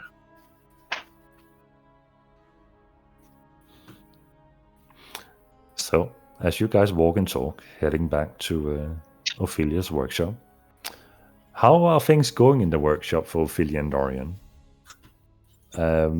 Let's find out. Ophelia, go ahead and make a performance check for me. A performance check. And I believe you have that bonus from your background. Yes. To have advantage on it. Straight down the middle. Dorian, she's taking measurements of you. She's sewing up the jacket to be more form fit to you. Seems to be an okay job. You have had better treatment from the personnel the last time you had one of these jobs done to you, but at least this jacket is getting there. Don't forget the pocket on the chest, okay? Ah, yes, of course.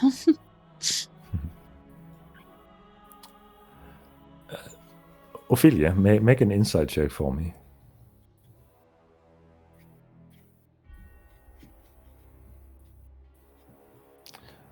You're currently finding yourself hard at work in a store, providing expensive materials, doing a sewing job for the person who was recently convicted of having a bill he couldn't pay.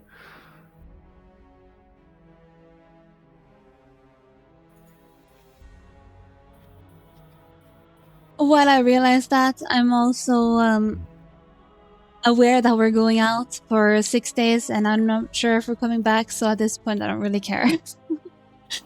All right. Is that whole... that's the irony of the situation. Yeah, I don't know when or if I'll be back here, so might as well make good use of the things I do have. All right. As you hear a knocking on the entry to your house, where you would expect Arthur to stand with Uvo or Gregor to come by, instead you see a familiar figure standing. You turn Your around mom. to see what... Oh, shit. Ophelia? Mom? Where have you been? The neighbors have been sleeping at their place till I heard news of you. Watching and saw you casually strolling by. You see her being slightly cautious now that she has confirmed that it is you who reignited the light in the store. Did you do it, Ophelia? See Ophelia just Did like you looking, kill starting to look Asher? annoyed while she's doing the needlework on Dorian. Why would you even ask that, Mother? You've been sleeping at the neighbors? All this time you couldn't have come to visit me? How long have I been locked up for? Watch out! Sorry, Dorian.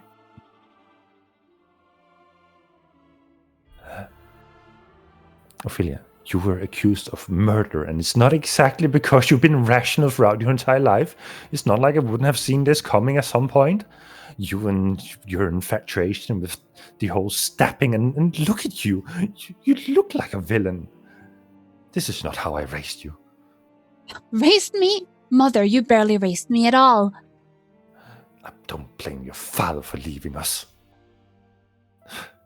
Just cretin. Right. I'll have you know, if you're locked up again, I will burn this place down.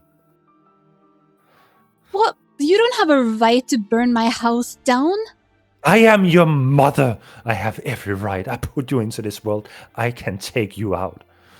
Oh, come on.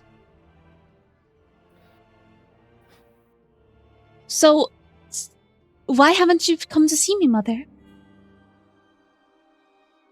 See my daughter who stabs her own boyfriend. I didn't stab him. Tried to reclaim whatever dignity our family had left with your father gone and you following in these footsteps of a murder. Why would I even show my face to you again? I was hoping that it was a new neighbor moving in, but I see that the runt of the litter has found their way home. The runt of the litter? I'm your only child. Well, at least I think I am, but who knows? I don't know what you've been up to. Speaking of my father, any word? I mean, I don't even know who he is. I was starting to think he might have made the right decision of leaving this godforsaken place. Yeah, no doubt. You probably don't even know who he is yourself. You're probably out whoring around.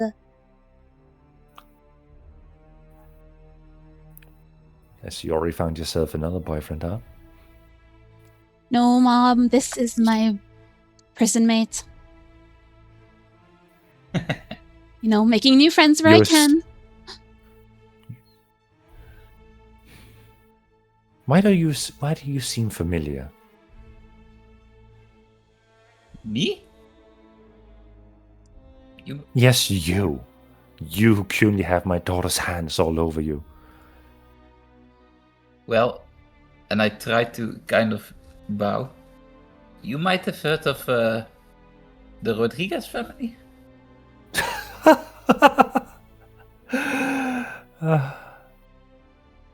That's no laughing matter. Why are you laughing? Well, everybody knows that the Rodriguez family ran and left their useless son bear. Oh, you must be Dorian. Yes. And it's all just gossip.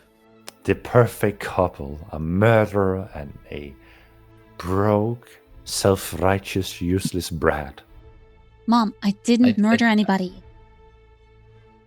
I turned to Ophelia and say, well, I thought my parents had high expectations of me, but this woman, she no good.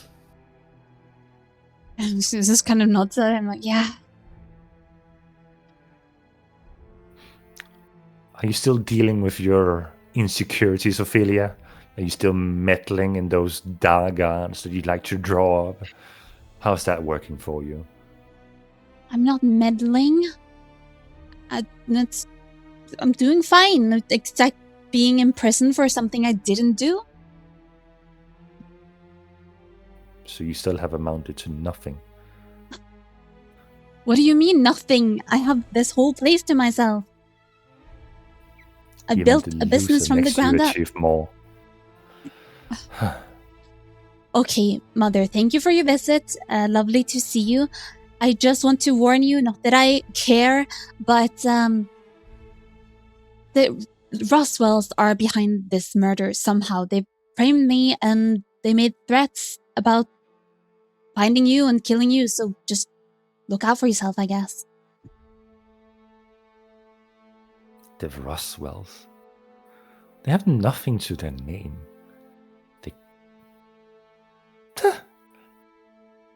Make a persuasion check for me for this warning you're putting up.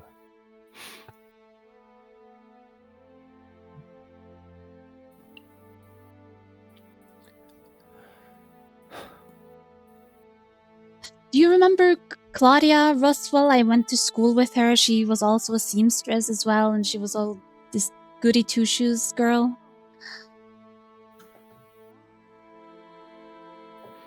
It rings a bell. The neighbors talk about her not having shown up for her duties and her store closing down. Yes, because she was banished from the Aegis. Apparently she was doing some kind of side hustle. Anyway, seems she's jealous of me somehow and has put a target on my back. How can someone put a target on their back if they're banished from this city? You are just... That's what I'm saying. Maybe it's her family. I don't know. Family. I just know that you might be in danger, so I'm trying to warn you as a good turns daughter around would and begins do. walking as you talk. I just sigh.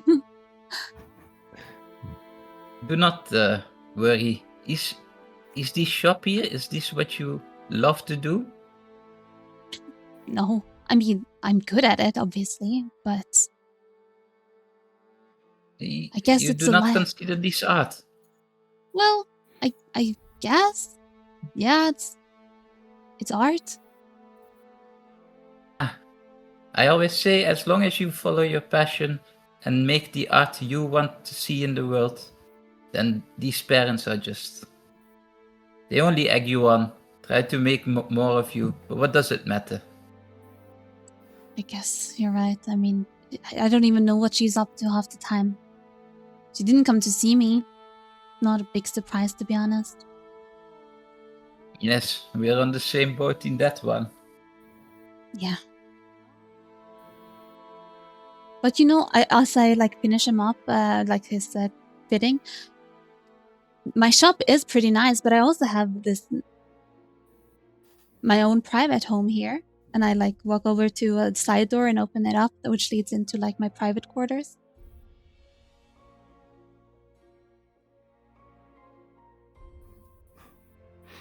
Okay, and in the meantime, I'm standing in front of the mirror, trying to hide my disgust to what I'm wearing.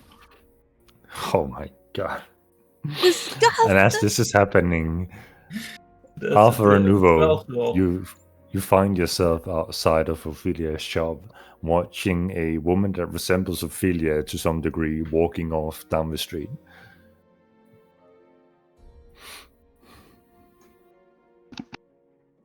Who goes in?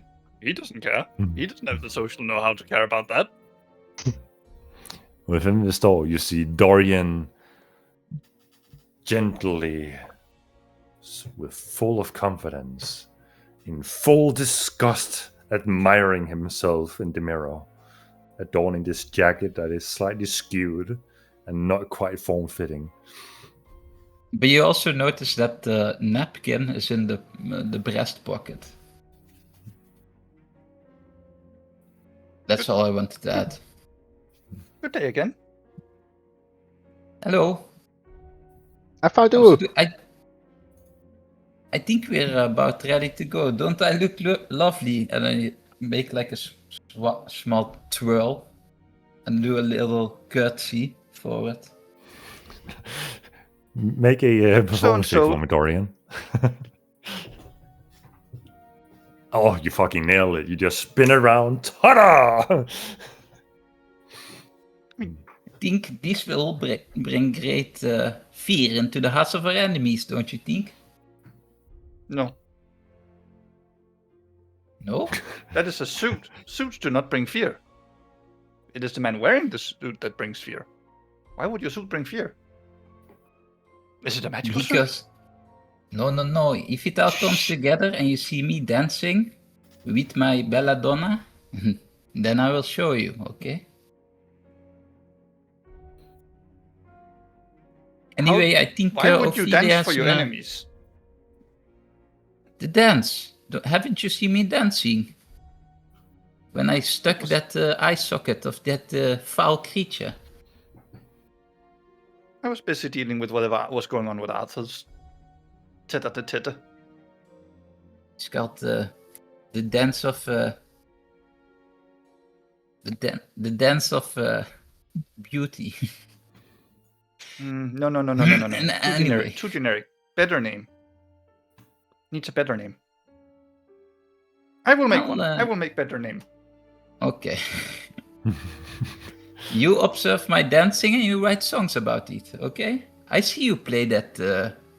What's he called? Fiddle? When we were I played wrestling the in lyre, the church? the fiddle, and the viol. Your music, it's not bad.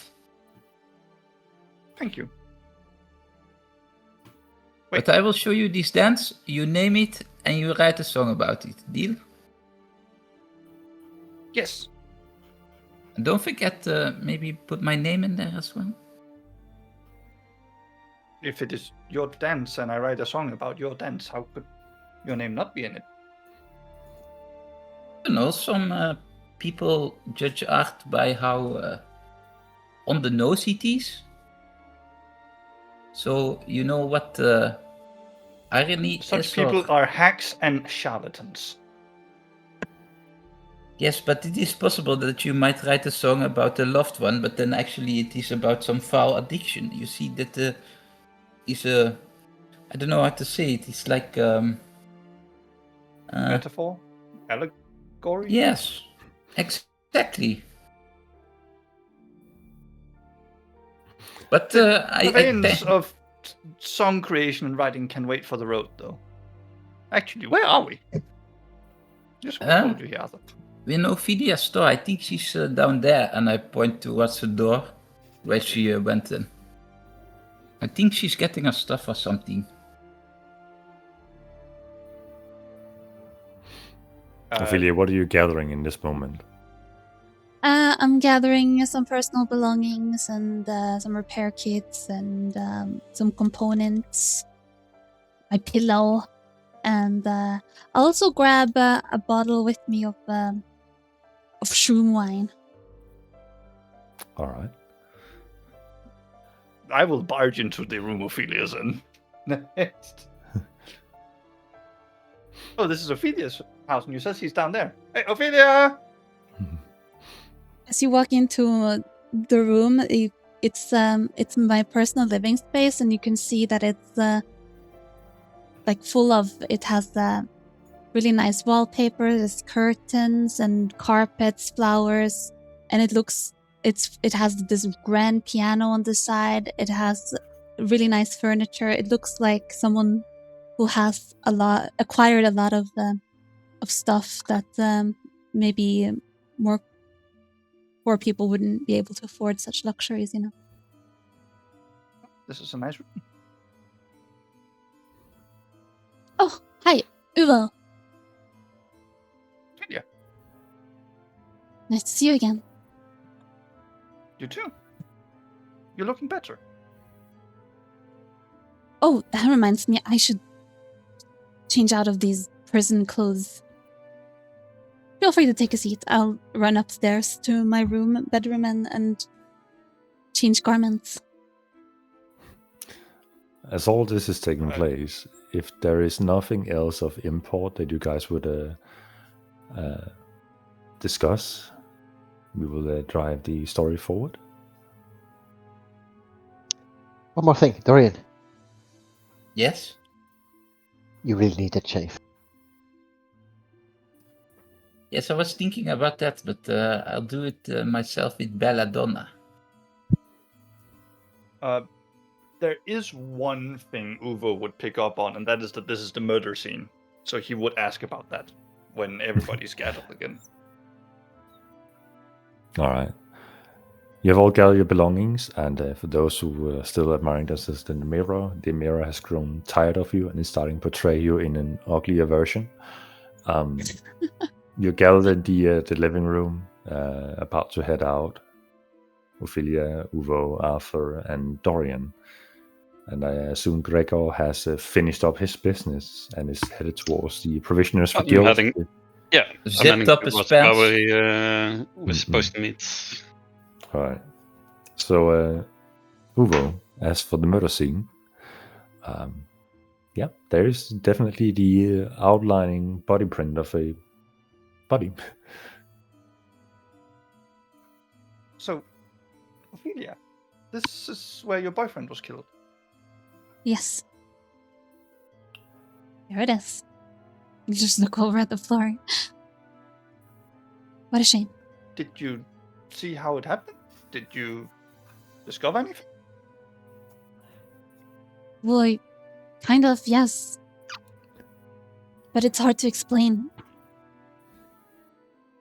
There's someone stalking me. Someone trying to pin all this on me, and I'm not exactly sure how. But, we should all kind of just keep an eye out for ourselves, look behind our backs, because I'm not sure if we're being followed, to be honest. You know why? No. Then it is fortunate. We are going to the mist, is it not? Yep. Unless they burn my store down, well, maybe my mother will do that.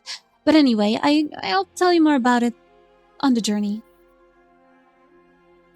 Of course. Just let me have a quick look around. Uvo will scour over the place to see if there's any clues that can satiate his curiosity. Go ahead and make an investigation check. The DC is high.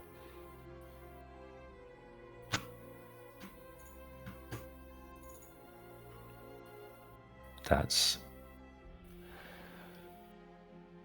looking over the place. if you had been here on the day of the murder, perhaps things would be more clear. If you had seen how the body lied on the floor, perhaps things would have been more clear. But one thing is for certain. The windows pertaining towards the streets do not look like they were broken into. There are no damages of a furniture or window frame. There doesn't seem to be blood splatter extending beyond where the corpse remains was. Whoever did this was swift, precise, and there was no struggle.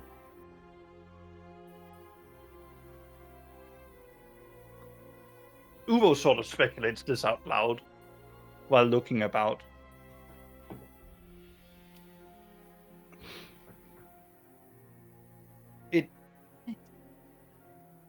Pardon me, Ophelia, but it does not seem like you to do this. Thank You have no reason to.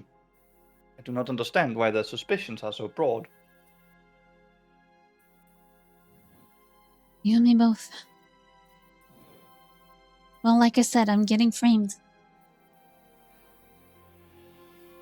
It's just someone out to get me.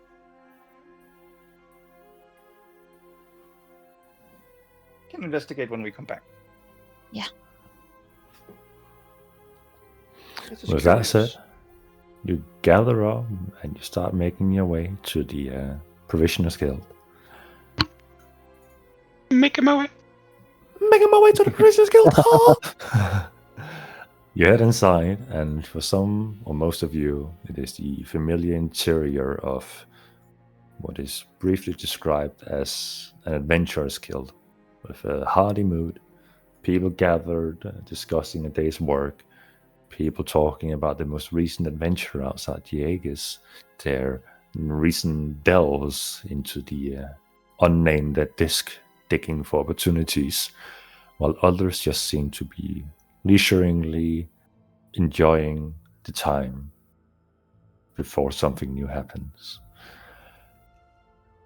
Gregor will already be found seated within at a table that is suitable for 6 people. And next to Gregor sits a warden who has made himself known to Gregor and is just enjoying a drink alongside him, talking about church times and the pertainings of the life within Aegis as the 4 of you enter the Parishioners Guild. Dorian, you scavenge about that everlasting hope that perhaps you might see a family member or your mentor be amongst the crowd.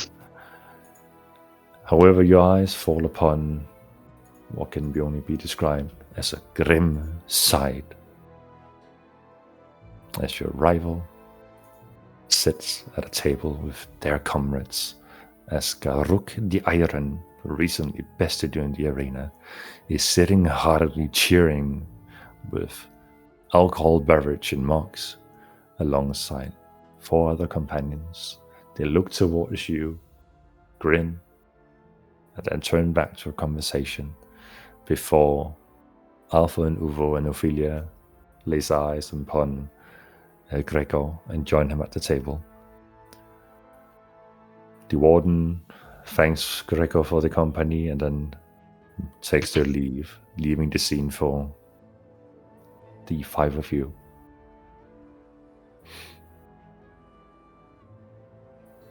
The scene is yours. Gregor, hi. Nice to see you again. Have you done everything you needed to do? Yes, I got my belongings. Did you bang your wife? Oh, Maybe. Fair enough. so much for subtlety, Ophelia. Not really any of your business, I feel like. It would have been if we were made to watch. Again, kinda no made it- one kinda asked made it you our to watch. business. I didn't want you to watch. Not into Uh-huh. that kind of stuff. For sure. Did you also pick up your belongings behind the counter? Yeah, I got my stuff. All right. Are we Can I heading suggest- out? Which... Let me Well, I go just as over. we get the provisions and the tent if there's nothing anyone else needs to do. Ooh. Yeah, I also have some business at the counter. I believe my armor could use an upgrade, seeing the dangers last time. And I will request a studded leather armor, if that is possible. That would be at the Runner's Guild, the provision counter there. You're currently in the Provisioners Guild, not to be confused with the so other it's a place. provision counter at the Runner's Guild, not... Yeah. But that is taken into account. So, any business, drinking, exchanging of information, or are we pushing the narrative forward? Yeah, I'm just constantly looking over my shoulder at this disgusting orc I see sitting. And I'm completely not there in the conversation. You just see me kind of muttering things to myself.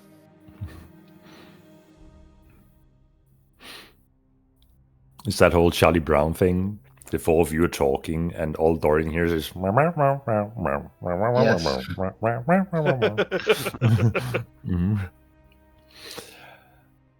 Time passes, and it is time for you guys to pack up to meet the deadline. So, as the four of you rise up, Dorian is still sat at the table. I assume one of you gets his attention.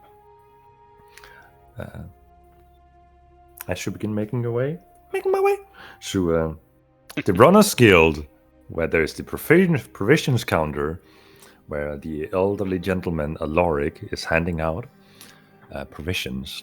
6 days worth of food for each of you, a tent for each of you, and a sleeping bag for each of you. Additionally, he pulls out a bag that clanks, and within there are 6 bottles, a healing potion for each, plus an additional extra. How you divide that is up to you. You can allocate one person to carry all, or one to carry one each, plus a spare. And then, Arthur, you are handed a map. It's not a detailed map. It shows the location of the Aegis, and it shows a compass in the top right. And your direction is northwest of the Aegis. And the estimated journey time is written down to be roughly 3 days.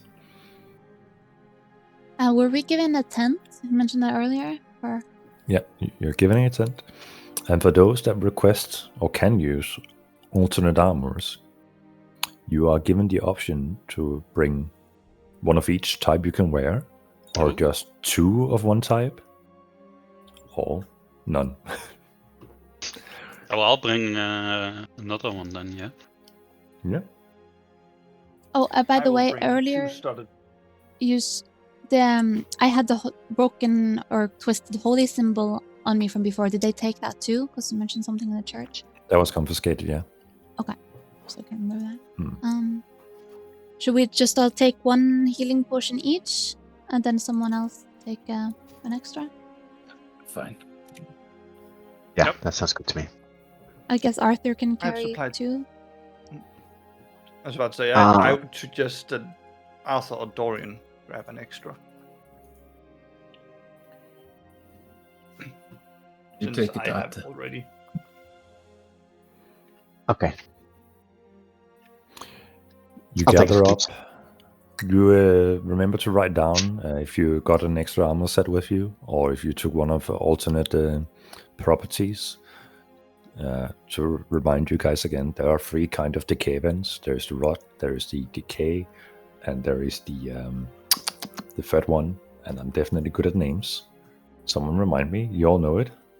Corrosion. You know it. I know it. Corrosion. Hell yeah. Corrosion, Yeah. There we go. Yeah. That pertains to organic material, organic product, or metal. So hemp ropes, 1 kind, leather, a 2nd kind, metal, a 3rd kind.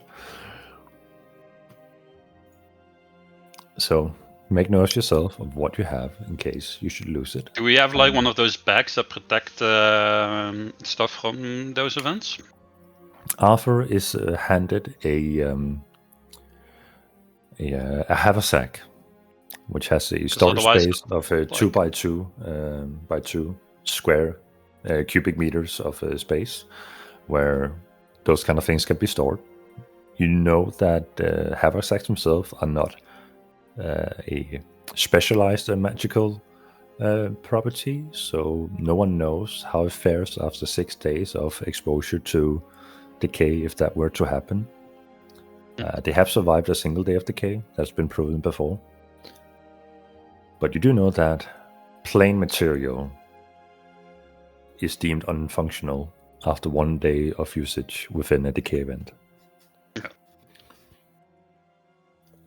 So But would those like who- our clothes, like just a normal clothes, also like wear out? Oh yes, Well, we're all going naked, baby. Let's go. you're all gonna be naked and sweaty under metal armor. I would probably have brought with me like a change of clothing from my home. Is that okay? So this is where all these special things come into hand, where Ophelia is a seamstress and has repair kits, so she can counteract one of these for the organic materials or organic refined materials, which is cloth and leather armor. She can use a repair kit to extend its longevity for another day, and can repeat this until she runs out of repair kits. None of you are proficient in smithing, and you don't have a smithing repair kit, though there can always be an attempt. Improvisation, and if you do a good roll, that can counteract that as well. And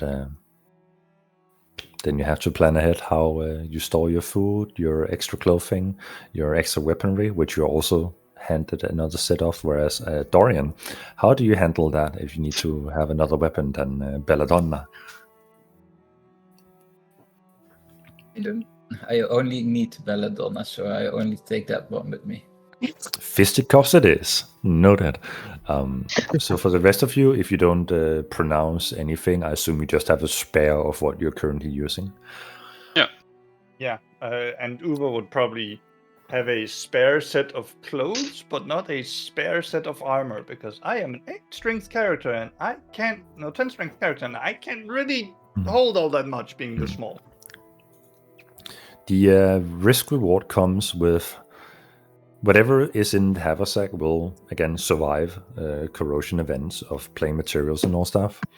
But if you're putting all your belongings, your tents and all that, which you hope to survive for the journey, there won't be a lot of space for whatever else you find out there. So it's the planning ahead of, if you find something, what do you replace within that storage space, or how do you carry that on you? Especially if you have the corrosion event that takes organic material, thus you no longer have your ordinary backpacks. Is like one repair kit, is that used up on fixing one armor set, for example? Yes, you could argue you can repair 2 socks with one repair kit. I'm not going to say I you're would gonna have to ask use if I them. could have repair kits for everyone. Absolutely. You have whatever repair kits you started with, and then Yes. you are handed an additional 5 repair kits from the provision skills. And you recognize them, some of them being of your own make, as the runner the skill best and in water town. skill are usually buying up. Yeah. So, with that said, you guys have been handed and hopefully noting down what you have. As Arthur takes the lead, leading you guys to the entrance of the Aegis, where you see there is an escort of wardens lining up the walls. And as you head for the last distance that leads to the outside, you see other groupings of people having gathered, some being runners adorning the same runner's cloak that Arthur is wearing that signifies his allegiance, whereas others seems to be civilians who are saying goodbye to their beloved, something that they are privy to have allowed, unlike people of your unfortunate circumstances. And as Arthur approaches, Mera, who is standing there talking with some of the runners, walks down. Ah, the guest of honor, Arthur and your friends. Arthur, you do the honors and set this whole thing in motion. How about you go check for whatever anomaly is awaiting us out there? Oh boy. She's handing you the 3 materials resembling the 3 different corrosion events. A block of wood, a scrap of leather, and a sheet of metal. And is pointing towards the gates of the Aegis. At your leisure. Yeah, I head to the gate, and it's a D100, right? It's a D100, yes. As you just barely poke outside and roll. 28. Are you kidding me? Is that the Is that same the as same last one? time? It's the exact same as last time. If you played a cleric in the Divine Intervention. Yeah. Oh my god. What are the odds? Dude, Arthur, all of make the a- ones that don't regularly go into the mist are gonna be gaslit into believing that the undead are just like fucking turbo monsters. Arthur, make a perception check for me. And the DC is 10, because you have experience with this event.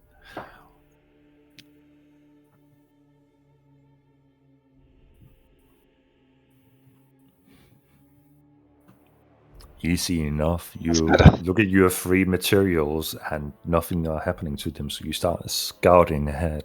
And in the distance, you see entities moving at an unusual speed, erratic in all kinds of directions, purposeless, but yet immaculate at speed. And you have seen this phenomenon before, and you recognize it as an event that affects the undead in a speedy kind of way.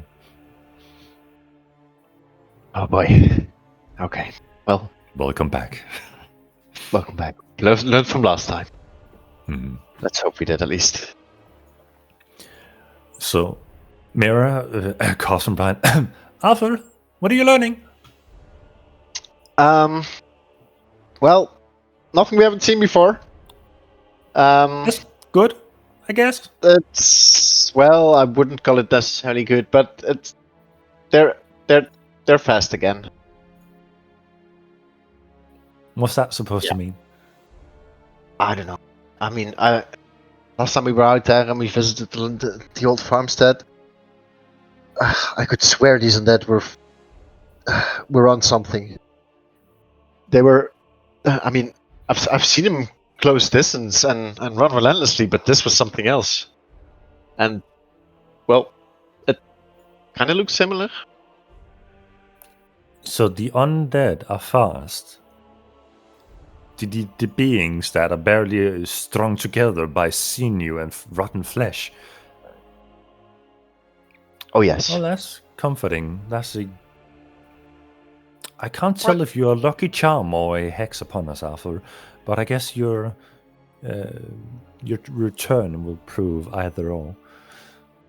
What do you mean fast? You hear a small voice from the side. Isn't that how they always are?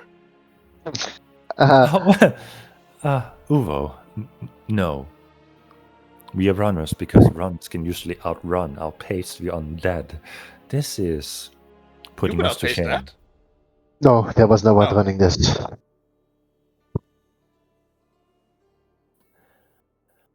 Well, now that Arthur has blessed our journey, I believe it is time to wish you all the best of luck. And she has a very serious expression, looking towards the seasoned runners and nods them with like mutual respect as the first group sets off. The second group, and now leaving Arthur, your group, are waiting to be set off. Arthur, good luck. She taps your shoulder and walks in. Well, that's our cue. Can I open the map I got? You absolutely can. And make, I probably can guide from experience what direction northwest is. Oh, that's the compass now. The compass is drawn on, so it just shows you in what general direction. You have no actual compass that can point you in that direction. It is more so, we estimate that is north, and from this point of view, you are going in that direction. Good luck. Damn, why did none of you guys make a navigator character? Yeah, if only someone had a navigator character. Yes. We do. We have a runner. You have a runner. If we were just all druids and we flew above the mist. Yes. Instant I death. have Oh. Ring into Mordor. Yeah, I was gonna say, why didn't the eagles fly into Mordor? This is like Mordor, but with mist as well. You're actually just in the Lord of the Rings universe. This is Middle-earth. Good luck. No, Middle-earth is nice. They got nice elves in Riverdale and forests. This is... Once I find the Shire, I'm staying there. Ayo. Yeah, we do have a hobbit. You kind of do look like And a hobbit. Smeagol. Smeagol is... And what are you, Gregor? Gandalf before he became a wizard? Nah, he's the Balrog. He's in the Balrog. Bald, oh my god. Balrog. Can't believe you got to that point before Orin did. Oh, hell no. Oh no. Don't Arwen is encourage him. Oh lordy. Now I'm just gonna find like a Stone Hide spell or something so we can actually do Balrog. I love this. So, which direction, Arthur? Well, northwest from here. So Alright. assuming on this, I think we go this direction. Dorian, could you lead the way? Sure. Which way are you pointing? Ah, I see. Just look at me, bro. Okay. On to adventure. Dorian is taking the lead, venturing roughly northwest. As Arthur is looking at the. I was about to say, can I see in the distance if is there any undead behind us since I could see them previously? Your perception check is still relevant for right now, and there is none close to the Aegis in that sense. You know that every so 50 meters out, there are wardens who are ready to be stationed now that you have cleared what kind of anomalies in effect. So as you're walking out, the anomalies that were lined up in the hallway has started to group up and is following suit behind you. So at least for the first part of your journey, you will not be in immediate danger. Cool. And Helga have given you a snippet of the map without my notes on. So the bottom right is obviously the Aegis, and the top left is roughly where you're going. Okay, I see. Is that a river or is that a road? That is the remnants of a river. Oh. It is kind of what you will see here. As you walk into the wastelands, you know that from the stories of the old ward that used to exist within Aegis, a ward that was flooded because it was originally dug too low on the mountainside.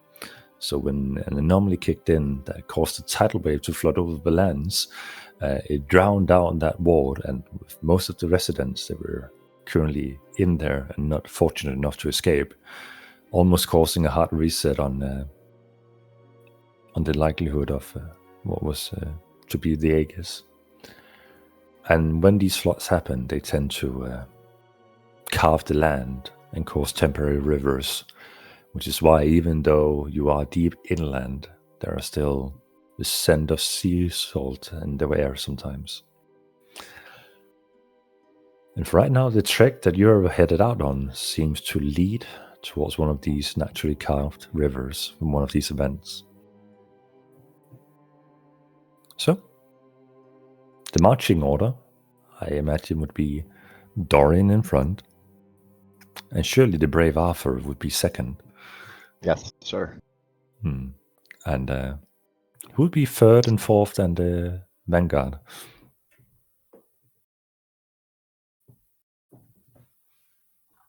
I'm waiting for Arthur to give me place to. I suggest we. I mean, Hagger, you were pretty useful at the front, but I think we can't have all the squishies in the back now. Since we got ambushed, in case we get ambushed. So think for me here. I can learn from your experience too.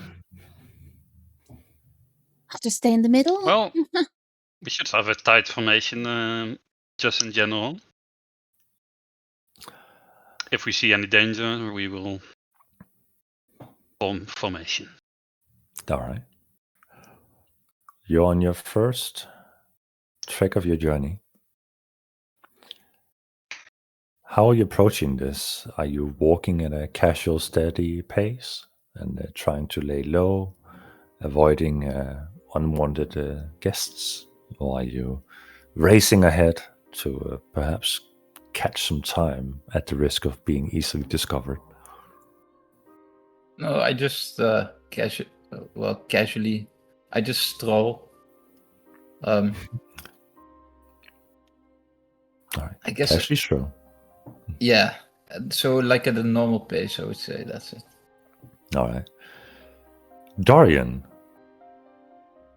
go ahead and roll a d6 for me.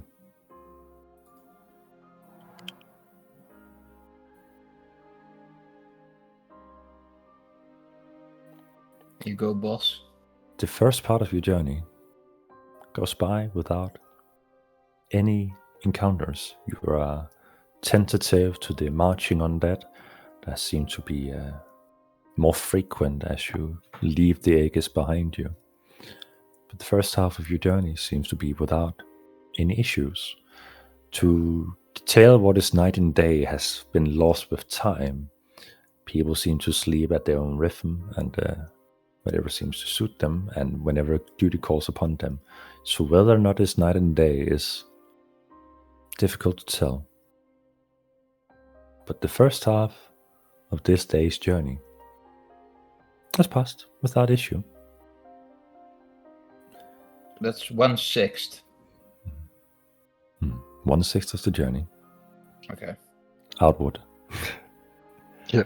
For the second half, go ahead and roll a d6 for me again.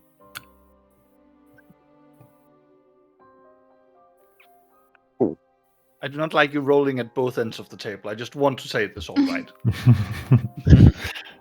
Hey, and perhaps you get to learn what means what in this case. You know, I would be okay with just 2s, considering what I've learned so far about 2. Yeah, you like 2? Okay. Yeah, I like 2. It's Two's good, good, yeah. okay.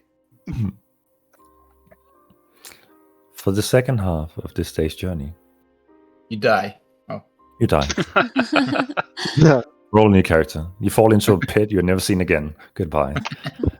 You're trekking through the wasteland, this seemingly churned terrain of remnants of seawater and mud and ash that has been mixed into this weird mass. The mist is waving above you in this sea-like pattern, as constantly reminding you that something could be lurking 5-10 meters above your head. The last time you were out here, you had a winged creature soar through the mist undetected until it decided to chase you. And as you're peering up into the mist and wondering what could be lurking within it, you hear the clanging of metal not too far away from you, seemingly appearing out of nowhere. Go ahead and make a perception check and tell me in that moment what your immediate reaction is. All of us, or Guys, I hear something. Dorian, who is in the lead. Guys, I hear something. Clink, clink, clink, clink. It sounds like pans hitting together. Look around for And then you It's hear just this, someone clapping. Let's move. and then the footfalls of something trekking in the mud, but it's not falling in with the pattern of the group behind you. Oh, that's some fucking troublesome shit out here. I swear I heard somebody. You see this hunched-over figure that has a lantern hanging from their back that seems to illuminate the front of them a little bit. They seem to be loaded up with a backpack on their back with pants hanging on their side, pantry materials. They seem to be adorned in a robe and suited armor, and their faces slightly obscured. The only thing that is illuminated is their long white beard hanging from underneath their robe. They seem to be extremely hunchbacked, but they are sturdier figure as they keep trekking, almost not seeing you as they walk by you. This fucking landscape, I fucking can't deal with it. It's giving me so much trouble in my old bones. Just keeps walking by you. As he brushes by you, notice it seems to be humanoid of kind and the same height as you, average height of a human figure. But just wearing all this material that seems to have been scavenged while walking through these wastelands. Keeps walking by your group. What the? Is that one of your companions? No one I've ever heard of. Excuse me? Can he not You see point us? this out to the figure, or No, I whispered to Arthur if Oh. he knows who this is. No. As far as I know, we're alone in this trap. There's just the 5 of us. I don't know. I But didn't suggest- they say there were some checkpoints or something? No. This Does this No. person look undead? Does he pass? make an insight check. Oh, they don't appear on that.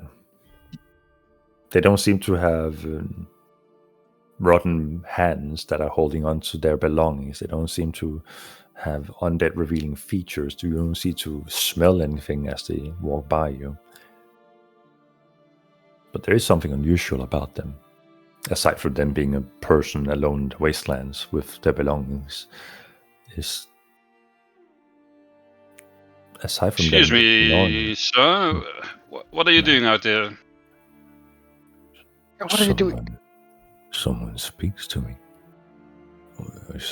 Someone, and he, in an unusual manner, like twists and turns his body towards you.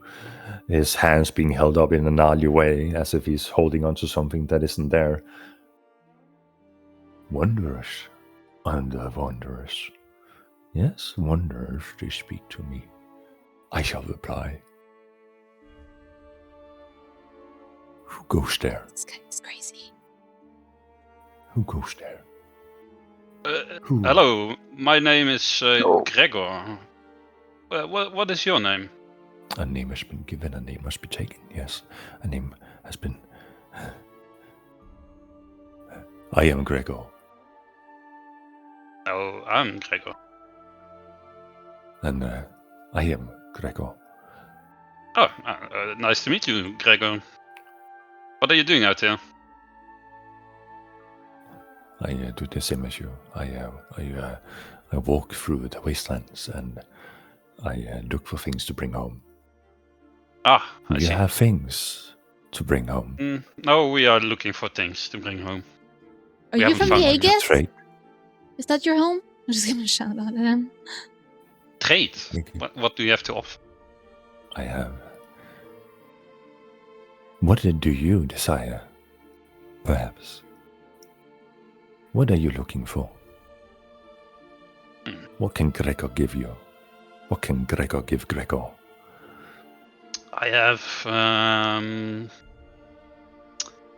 a candle. Maybe you like a candle. A candle. You can light it. Have some fire. Candles are good. Candles give light and warmth. Mhm, What do exactly. you desire from it? From what? The candle? Yes. What can I give for your candle? How would you come up with something that is equal in value? I don't know what you have. He rummages through his belongings. He can't seem to reach. He puts down his massive backpack on the mud. Do you have any metal orbs, perchance?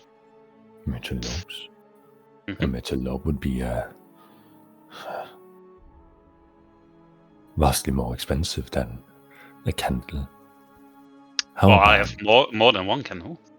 he pulls out one spheric object that just seems to be a smooth and round metal ball. Seems to be holding it up with both his hands. This What's that? is a metal orb. This is iron. For this, I will take 2 fingers. Fingers. Perhaps you're not interested in this orb. He puts the orbs away and then pulls out a different kind of orb. It seems to be in a green, rocky material, also completely smoothened. This is emerald. I will have 4 fingers. Do you have anything that costs a candle, not a finger? I would really like to keep my fingers. Unless someone else wants to donate their fingers. I'll look at my body.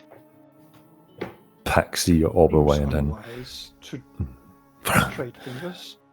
pulls out a candle. I will give a candle for your candle.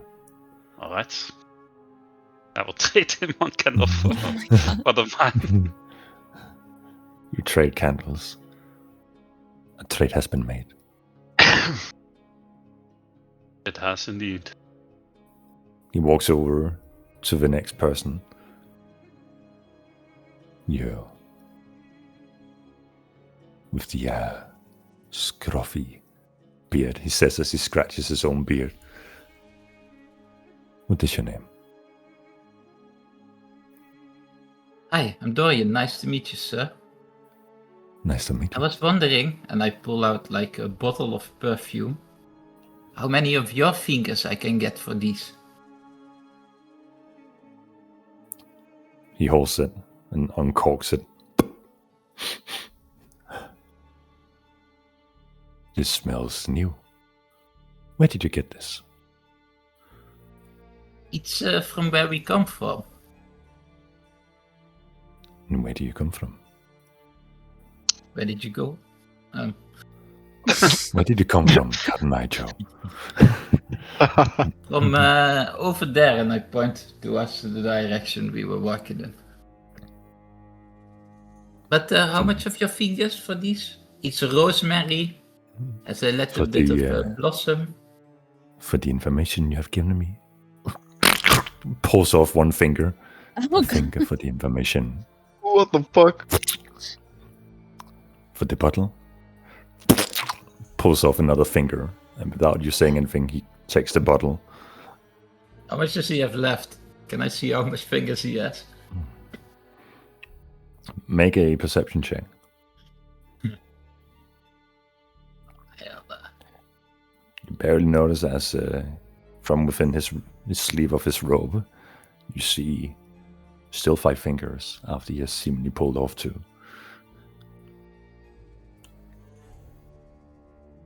A deal has Thank been you made. for the trade, sir. Walks over to Ophelia. And you.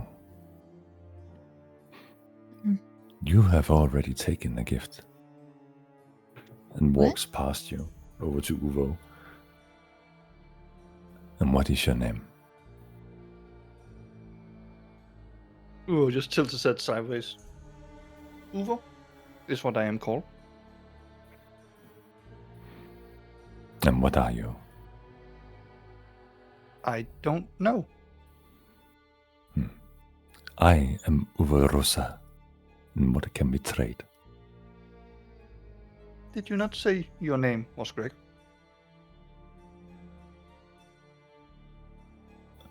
I am Uvo Rosa. All I really have that is worth of trade is information. I Share like it to with study me. books. I like to learn. Well, is there a story you would like me to tell of any kind? He gnarly reaches out with his hand and points at you And I would like for you to make a wisdom saving throw of DC 18.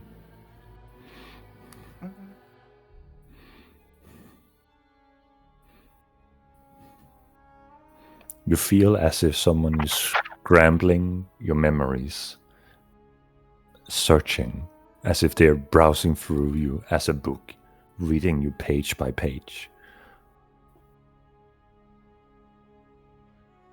It's I have quite taken- rude to do this. I will. Pulls off a finger and gives it to you.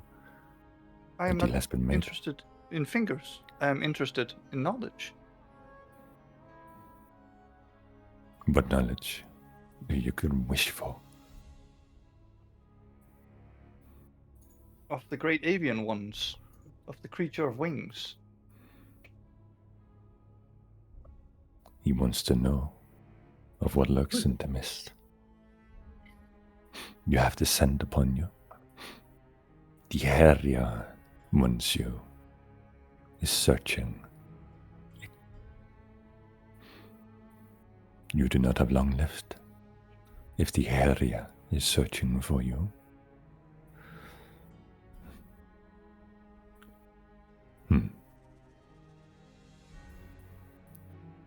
He Was walks that over to information Arthur. of equal value of what you took? Walks over to Arthur. What is your name? My name's Arthur. As he's trying very hard not to look scared. My name is Arthur. What do you have for trade?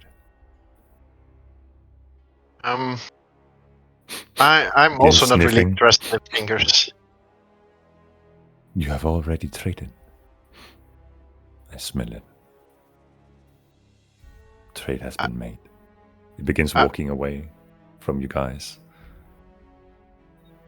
And as you keep looking towards him, dumbfounded by what just transpired,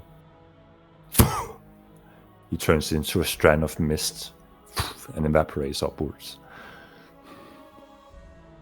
The hell was that? Fuck, Keka, what were you Still thinking? give me the finger. He Me? still gave you the finger. What does he I'm also mean? You giving have you the already fingers. traded. I mean, I don't know. I mean, the guy tore off his fingers. I don't know. What the hell? That was creepy. And what was the thing with the names? I don't know, it's just Indeed. some weird guy. I did not give him my name, and he said my full name. I mean, I think we should be wary of who we holler at.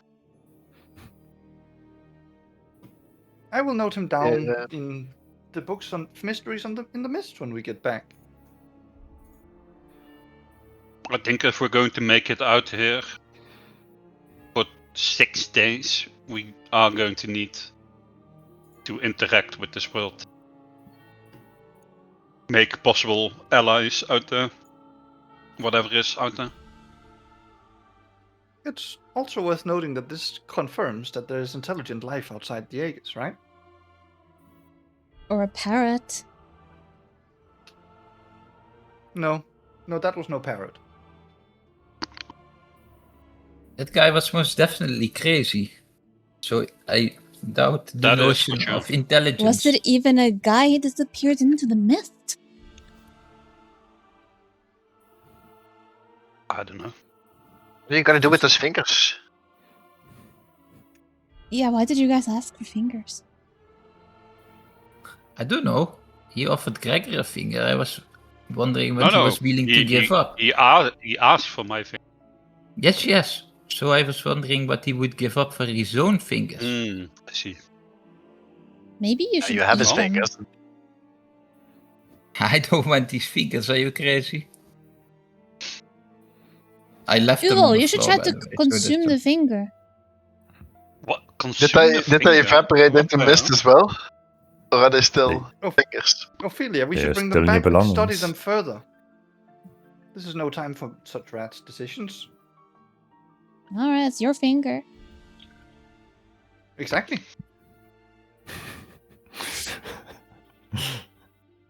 All right, guys, if you could stop fingering yourselves, let's drive the plot forward.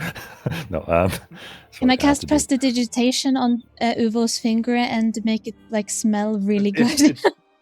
It's Really been put in a bag appetizing. already. It's been stored away.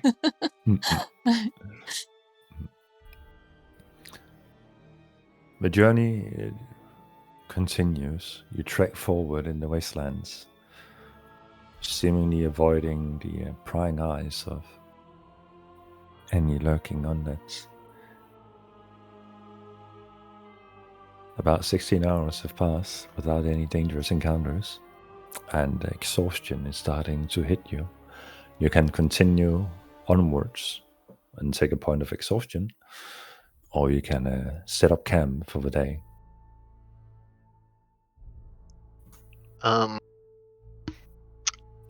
How's everyone feeling?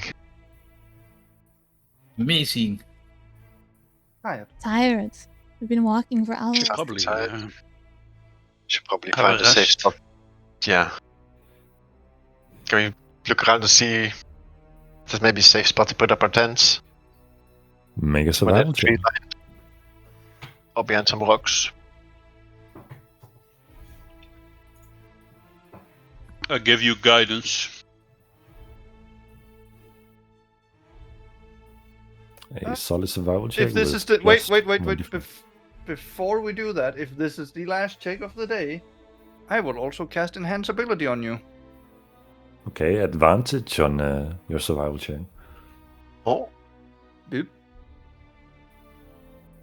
Damn, you a need it. square- Oh Okay, my an additional 1d4 from the and then guidance. leave- And bardic inspiration. That's a bit late for that now. But if you guys are willing to let me do it, I'd do it.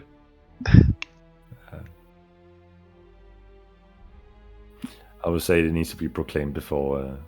Yeah. Or do That's it. fair. It's a roll. Mm-mm. So with a solid 13, you look around and you see some remnants of a house that seems to provide some shelter from one direction at least. So you can find comfort within that small confinement, surrounded by rocks, few walls, and the mist looming above. It's time to set up tent and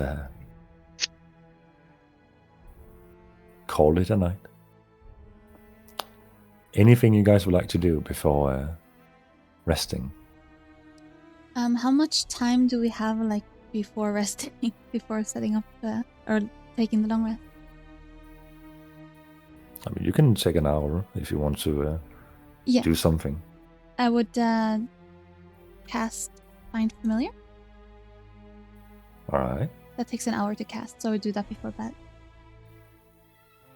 Okay. And then what do you conjure? A quasit. A quasit. So while the rest of you are setting up tent and are preparing today's ration of food, from Ophelia's presence, after chanting words and in deep concentration, you see this little creature pop forward, not from a what we would otherwise known as a demonic ritual where fire pits would open up and this creature would manifest. In this case, it seems to be strands of mist that seems to gather into one unison form, and from it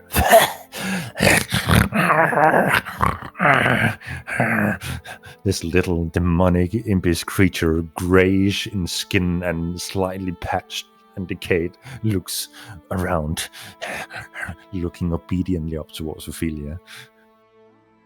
Is that Gregor snoring? Oh. Hello. Yes, it's correct. I'm already passed out. Kidding.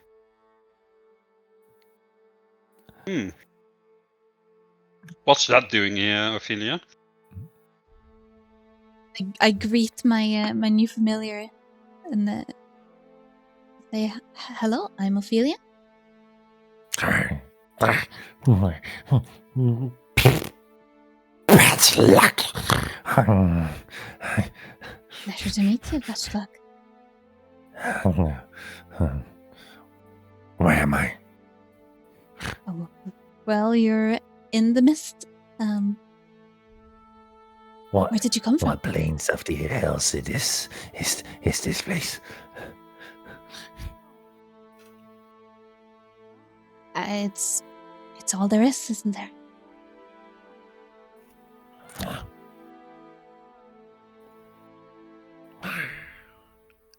Well, welcome to my service. Patchlock will Are you doing this in your tent, by the way, or outside? She hasn't set up a tent yet. You guys set your tents up, and Ophelia began chanting this ritual. This woman is not normally. I look up at the others. I thought, maybe this could be of some use, some help out here. I'm sure you'll You prove make very a useful. monster out of Patchlock. thin air. Is that How do you do- normal? Didn't make him. I summoned him. I saw him How do you- appear out of the mist. You are Something is cursing commented by us. scholars and mages. I'm not cursing anyone. I'm just hasn't seen. excited that it's worked. Is Well, if this you are the happy with gift it. that this old man was talking about? I have no idea what that old man was talking about. Are you sure? Yes. What did he say, that I'd already had the gift? Or had Can I taken do a an gift? insight check? You already made a trade. You can make an insight check.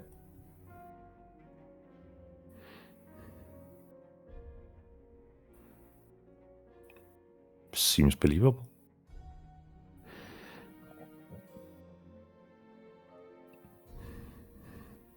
I don't know. There is some dark things about you, Ophelia. First, you turned into that weird form, and now you spawn some demon thing. You These are not become a normal monster, things. She make a monster. It's not a monster. Look, he's friendly, clearly. Stand there gnawing so nam. Wait, what do I actually see? I don't know what it is. It is this little creature that is about 2 feet tall with horns and a spiky tail. Its skin seems to be patched up, kind of matching a seamstress design of a makeshift puppet turned to life. It's grayish in tone, where the colors normally would have been on the fabric that would make up his form. The colors are faded, and he's standing there kind of oozing mist out of his seams. That thing does not look friendly at all, Ophelia. I'm sorry. I appreciate what you've done for me today, but this is not good. I disagree. I'm sure he'll prove very useful. You shouldn't be too quick to judge, though. Do you make like a pole in your tent so you can leash him with a rope, at least? I'll take care of him. Don't worry. Okay. Then I rope my tent off as good as I can tonight. Okay. Do you want to help me set up my tent? No, thank you. No? Sure, of course. Thank you, Val. And as this takes place, Uvo, you cast Identify on the finger. Learn that the finger is a confusing aspect, because on one part you get this is a finger that once belonged to, and then the name is kind of scrambled, and then on the other part this is a finger belonging to the wanderer. The finger can be consumed to grant a gift. Oh, hell no.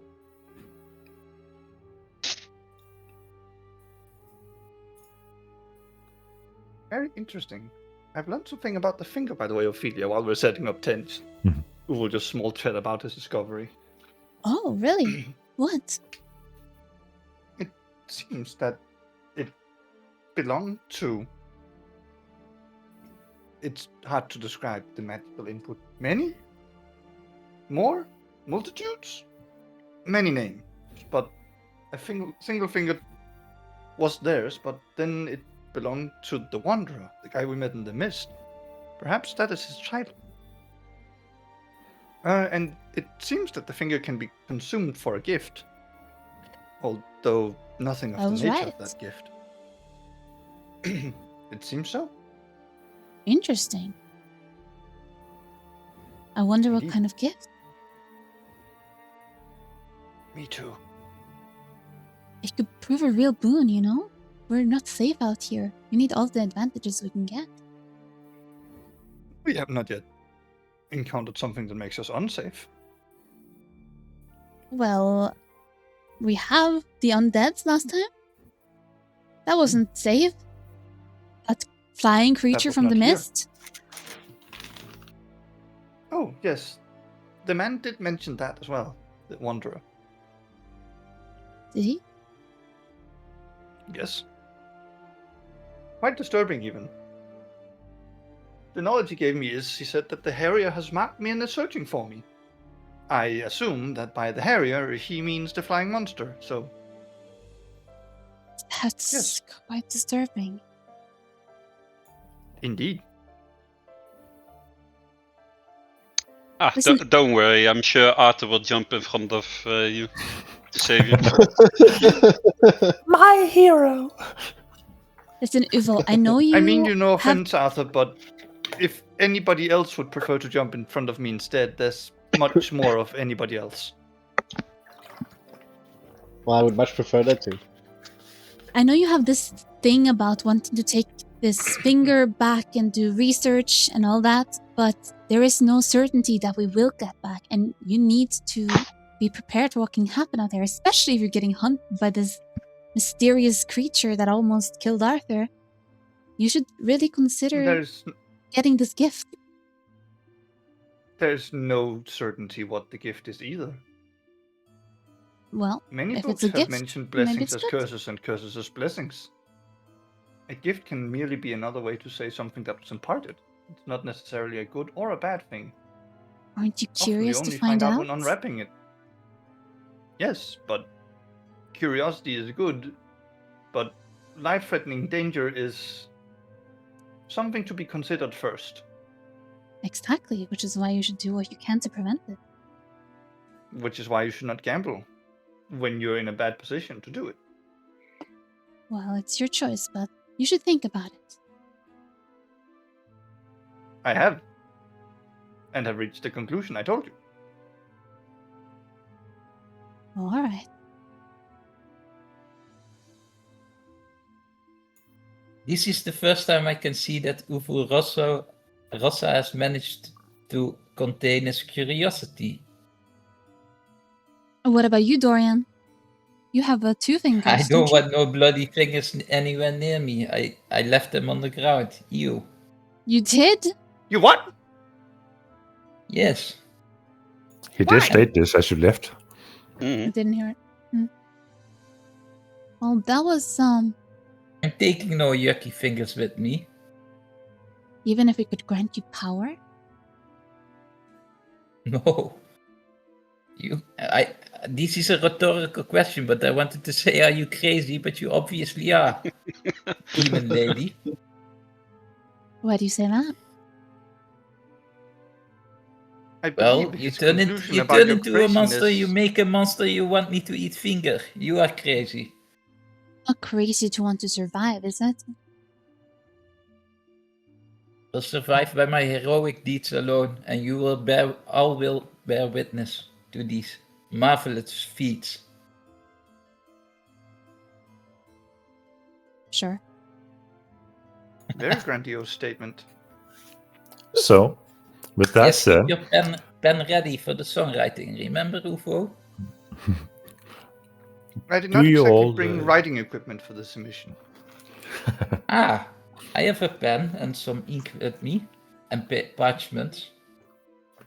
You want to borrow some? Or you can either have them, even have them. When inspiration strikes, I do not have it yet. Yes, but maybe... Nah. I was thinking maybe you could write down the things you see here as well, but... Dorian, I It's have a up to you, feeling you really. haven't been told no much in your life, have you? Me? Yeah. I've worked very hard to be where I am. You have? Sure. You worked hard to be this much in debt and in prison? Why would you do such a thing? He's just... I was gonna say I wanted to make an insight check on him actually. Yeah, go ahead and make an insight. All of you engaged in the conversation can certainly do so. These Okay. were just unforeseen circumstances that will be solved within a minute that I get to see my parents again. Then I you mean- did not work hard to get where you are, considering that the circumstances are unforeseen and therefore not a result of your work. Yes, but I mean where I was before all these stupid things. Do you know where Happen. your parents are? I guess not. That's No. not where you are, that's where you were. Why would you say where you are if you meant where you were? Uvo, I No, think you but- meant general in life, you know? Do you know what Well, a manner of most speech of the life is... Of course I do. In either But case, most no of one the- has taken away my swordsmanship skills, which I have not lost, and will always be great. I still have those now. Yes? Yes. How? That's what I was talking about. And also, for your information, I worked very hard as well. That Yeah, I is believe it. contrary to the evidence presented, but it could be the truth.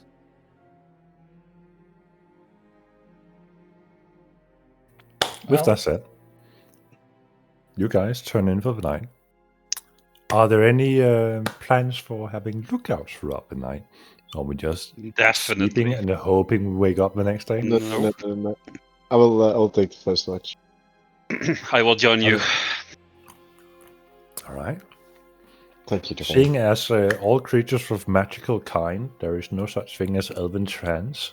So any race has to take 8 hours to fully recover. So, who takes the Does first have to watch? be Me and override Arthur. 8 continuous hours. You know, no, not continuous hours. Just that you have slept fully. So, Gregor and Arthur, you take the first watch as the rest turn in for the night. The night comes to, or whatever time of day it is. The first shift begins.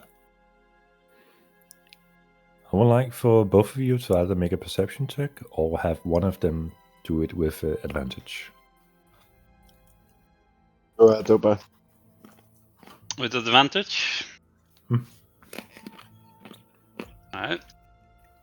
19. Opa. I believe you rolled with disadvantage Uh, on the setting. So, I misclicked the wrong thing. Same, It's you know. 19. We know how math works, I think. Sailing throughout the night is eerily quiet. The undeads have not approached, seeming as if you have managed to dodge perfectly out of their way. And then in the mist, in the distance, you see it churning, as if something is rapidly moving through it above you. You've seen this kind of movement in the mist before. Oh, hell no. Thankfully, none of you set up campfire. In this moment, you hear the whistling of something moving rapidly through air fly above you, and then disappear. Soundlessly, just leaving that trail of moving wind behind it. You wait for another brief moment, and it passes by off in the distance, seemingly searching, circulating, but incapable of currently finding your presence. What the You hell gather- is that thing? Should we wake up the others?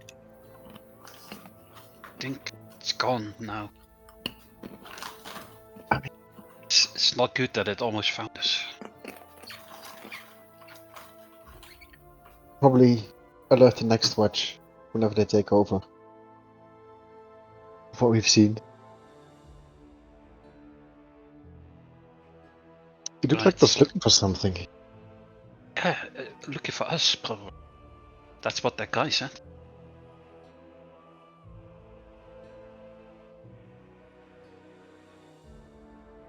Can I ask you something, Art? Sure. Anything. He said you already had a gift.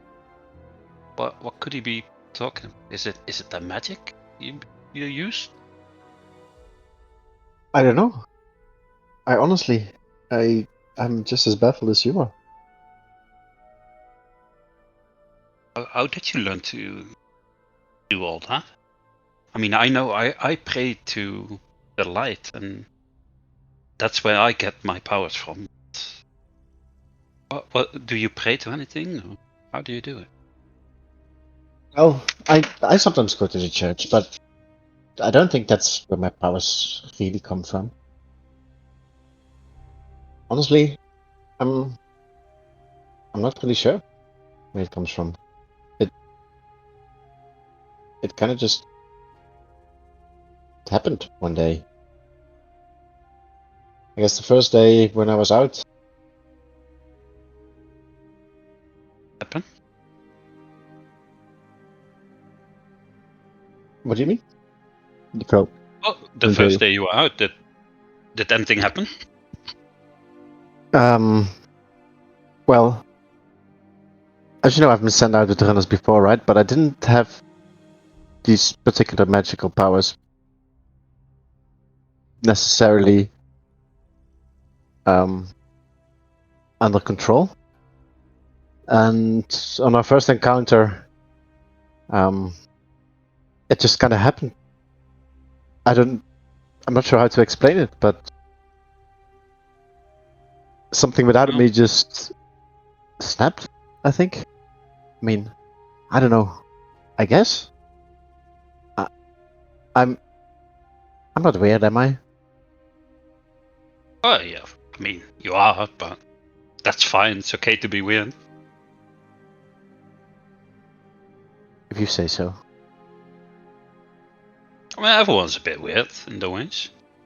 Just look at the rest of Dorian? our party. Yeah. You know? Oh, yeah. I mean, yeah. Yeah. I mean, I'm guess a that's- priest, but I I steal, so that's a bit weird as well, probably. Yeah, For but some you saved people. my life. I try to. Would you be able to teach me some hymns one day or some verses? Of course, gladly. I think I'd appreciate that.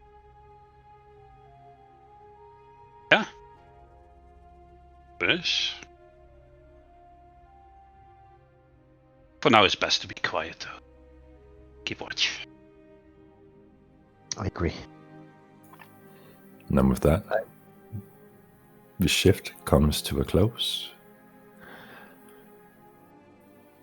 Ophelia, in your dreams, you find yourself in the wastelands, standing by yourself, surrounded by nothingness aside from empty space and the mist looming above you. You hear a girl laughing, cackling, approaching with light footfalls, seemingly invisible, trailing past you and off to the distance. You hear a baby crying and a dagger piercing. And that's where that ends, as darkness consumes your mind once again.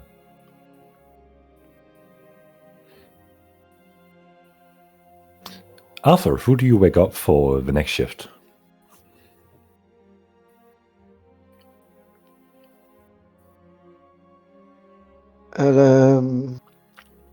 Judging by, well, both of them have spent the night in a cell. Uvo hasn't. So I wake up Uvo.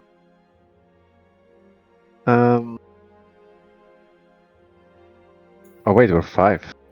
Wait, how long is this? How long is the watch? Like, it's 2 hours? 4 hours. Or 4 hours? Hmm. Oh, so we just need two shifts. Hmm. Then I pick Uvo and Dorian, of course. All right. Can you explain to me how you get into my zipped up tent to wake me? Just flips the tent over. Bro, that's why I Got just. the hole into it. Dorian, you're woken by Arthur rustling the Dorian. tent. Dorian! Leave me alone, I need my beauty sleep. Dorian! Well, so do I. I mean, get up. Get your ass out of here. Why? We need you for next watch. These watch. Can't you just Well- watch? Come out and I'll explain. I'm gonna wake up Uvo in the meantime. Uwe, you're gently woken up by Arthur. Uvo! The time for the Vasilitude is morning, Well, when Not the quite yet. sun supposedly traverses according to the many books. Oh, oh, you're doing a thing. I always wanted to see a sunrise. Although I suppose you can't really do that out here either way.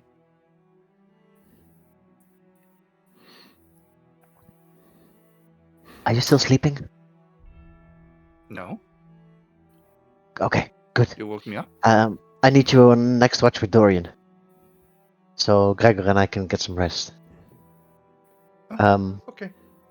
Gregor, you might wanna tell them what you've seen. Well, the bird was back. The thing. It flew over, not too far from here. It's good. So yeah, just be careful and don't make too much noise. Should be fine. I can't play?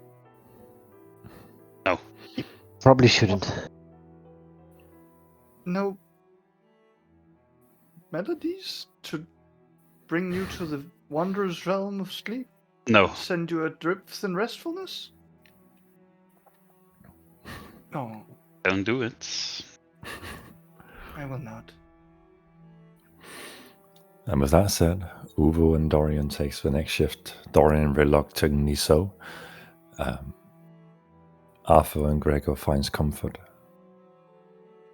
And I would like for either Dorian or Uvo to roll a perception check, or one of you do it with advantage. Dorian with advantage, and bardic inspiration, as Uvo will hype him up. All right. Will it shoot? Your eye, Whispering your songs. dance. No, your dance is not the only great thing about you, Dorian. Your eyes, your sight, your essence. Oh wow. Let it perceive. Let's see. You can do it. Quell your self-doubts. Holy! Ooh! Hot. Without bardic inspiration. Yeah, I gotta add a 1d6, right? Yeah, as much. You need to add a 1d6 mostly because there's nothing else to use it on. The first roll of the campaign that is 30 or above. Let's fucking go, guys. Oh yeah. Good shit, good shit. Wait, why did you roll performance, Dorian? Oh, Fuck. Ooh. no. Boo. Uh, Celebrated too early. Oh, I mean, that's we can minus do that 5, 20, right? isn't that? Oh, minus 5. Oh, So it's just a no. 25. you just give them that 20 Ooh. minutes so early. Only a Oh, 25 well, I'm on sorry to be a party God pooper. I should. damn it. Mm-mm. So, looking throughout the landscape, throughout the night on your shift, you see the same trails in the mist above you as Gregor described, of the harrier flying by overhead, searching, lurking, watching for prey. But it doesn't seem to catch your scent. Is there anything Dorian and Uvo talk about throughout the night? Uvo, this song you played the other day, where does it come Yes. from? It was quite beautiful, but you do not strike me as a musician. You only care about books, I feel like. Is it No? from your soul? The book is just a medium, a way to record knowledge. It is the person that brings it to life. It is the performance that imbues it with meaning. It is the sound, it's the spectre of the melody that truly brings forth the word read to understanding of the mind. When you write down a word, you lose so much, yet it remains for so long. It's a beautiful paradox. It is this paradox by which performance is a resolution. The written word of the book as an inspiration, the sound of the music as a scenery, and the song as actualization. Oh, sorry. The many That was- members of the church do not like it when I grow over fond of the language. They say it makes me confusing You see to me listen to. like wipe like a tear from one eye. Uvo, that was beautiful. Thank you. I wish I was as good with my dancing as you are with your words and your song. Do you think I can? How? Why can you not? Why do you not believe No. in the dance? I think I can, but try to understand If what I was moves not a bound person. to Is silence, it art? Of course it is art. The performance, it doesn't matter in what medium it takes. For me, the medium is the crescendo, the sound, the song, the melody. But for you, it might be something different. Do you It is want hard me? for me to... Can you play a song and I will dance to it? No. No? Gregor told That's me a to be shame. silent. I must obey. He is my superior. One day I would like to find inspiration in your songs, and it will make me a better dancer. And my belladonna will dance alongside me in a beautiful duet of swirling blades. Thank you, Uvo. I do conject that it might be soon.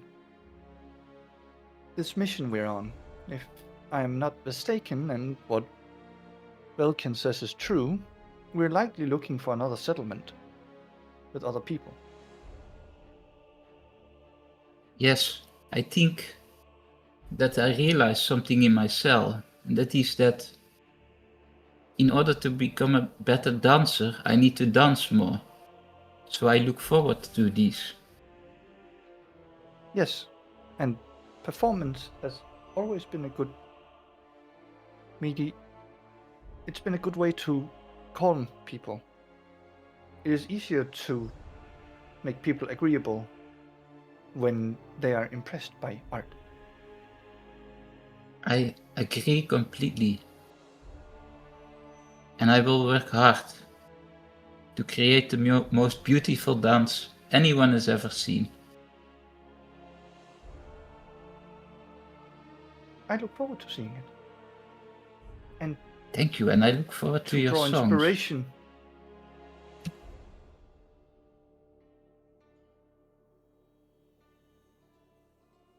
And from there, I think it's just small chat about like, oh, what kind of thing did you play like these days? Or like, what kind of dance do you do? I think. All right.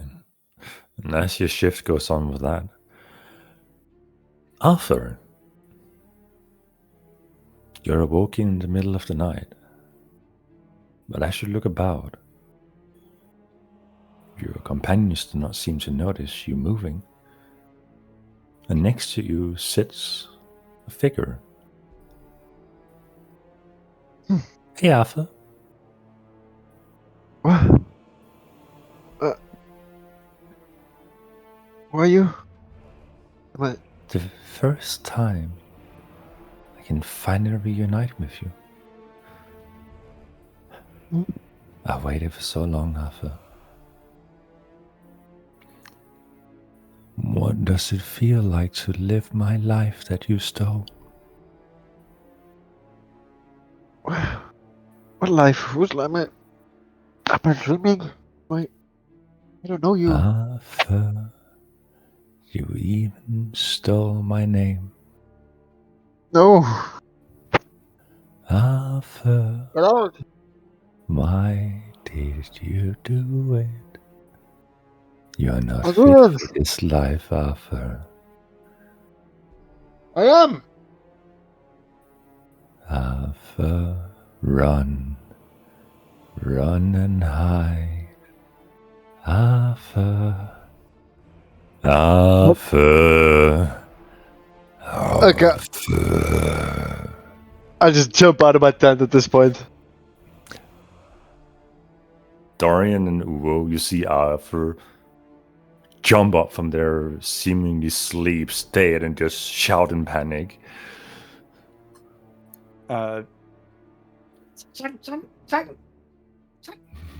From above, you hear rustling wind. Something approaching through the mist at the sound of this. So Uvo will say to Dorian, "Get in the tents," and basically body tackles Arthur to get in a tent as well. I would like for all those awake to roll a stealth check. As from the mist descends an entity with a 15-feet wingspan surrounded in mist that seemingly is on fire. Roughly 10 meters away from you. Holy shit. Can I bardically inspire any one of these two goobers? Or is this not the time for that? This is not the time for that. Oh. This came all in an instant. Oh. Oh, Lord.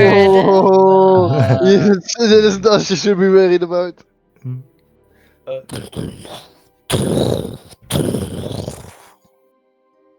As if wind could howl without a voice, screaming loudly, the thumping of the ground shaking, moving closer and closer.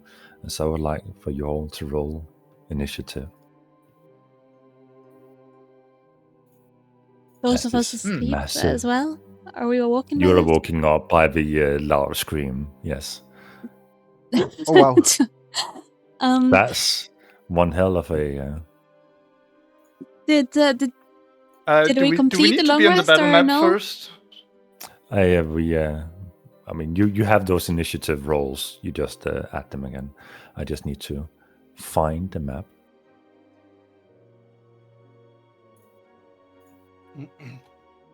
As I do not have... I'm using a blank template as I do not have a campsite map for now. Oh, hell no. What the hell is that? What the fuck am I seeing? It's a bird. It's a bird. Can You I guys pet are that roughly bird? sleeping. So wherever you place Arthur is where I will be, because I was basically trying to shove you back into your tent. And in doing so was gloriously unstealthy. Let's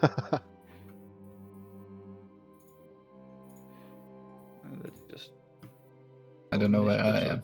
creates the tracker. No track? No. And then we go.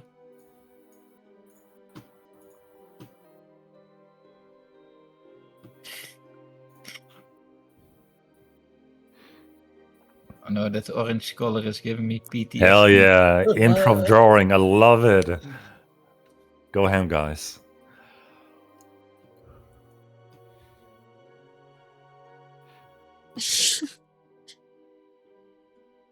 So for those who already rolled before you had your tokens down, just roll again so you're on the initiative order, and then we adjust the number there. So, Dorian, you had a 25.16. I don't think anyone's matching you on that one. I think you're good. Uvo, you managed to roll on yourself. Yep. Ophelia, you rolled the same twice, which is fucking comedic. And to be determined, rolled a 5. Yeah. And Arthur, you had a solid 9, which we actually need a tiebreaker for because the Harrier also rolled a 9. My dex is 1. Oh, +1. Oh, yeah, this is +3. So this massive mist-wrapped flying avian creature is walking on its wings and its hind legs in your guys' general direction upon the screams echoing throughout the dark.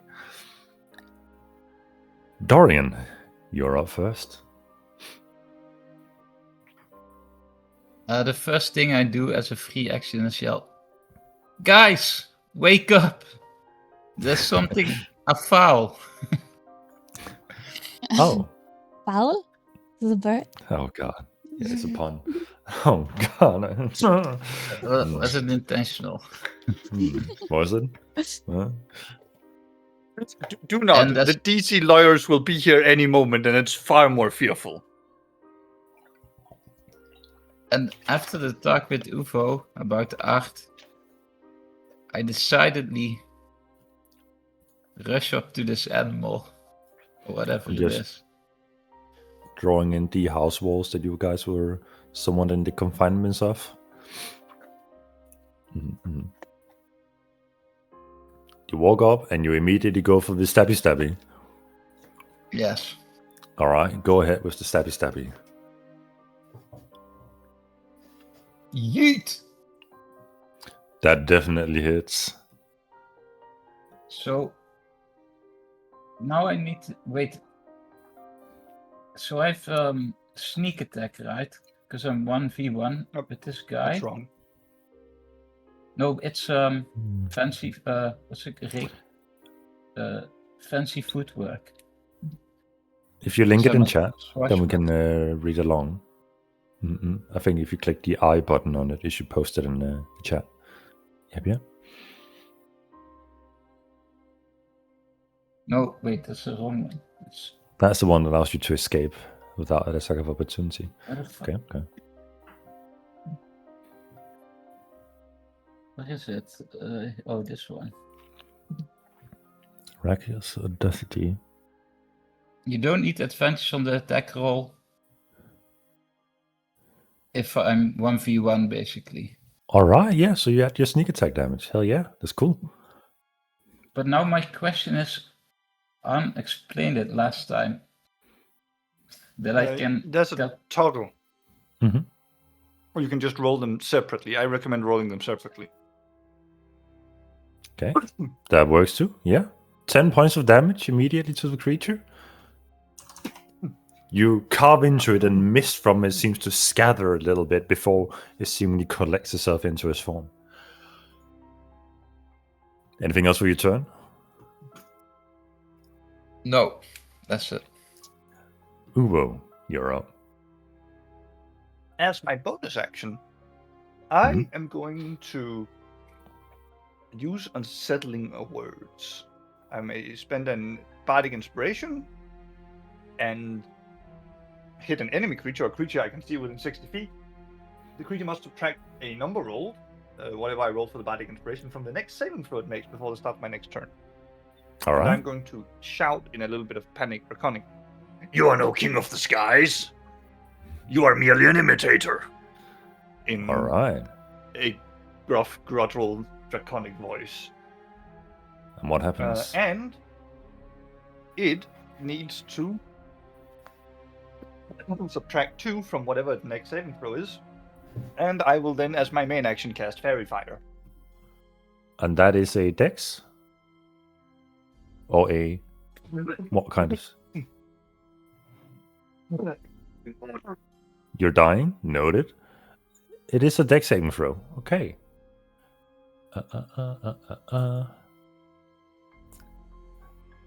That's a 15 minus 2. So meets a beast it just barely saves against the fairy Dang. fire. Damn.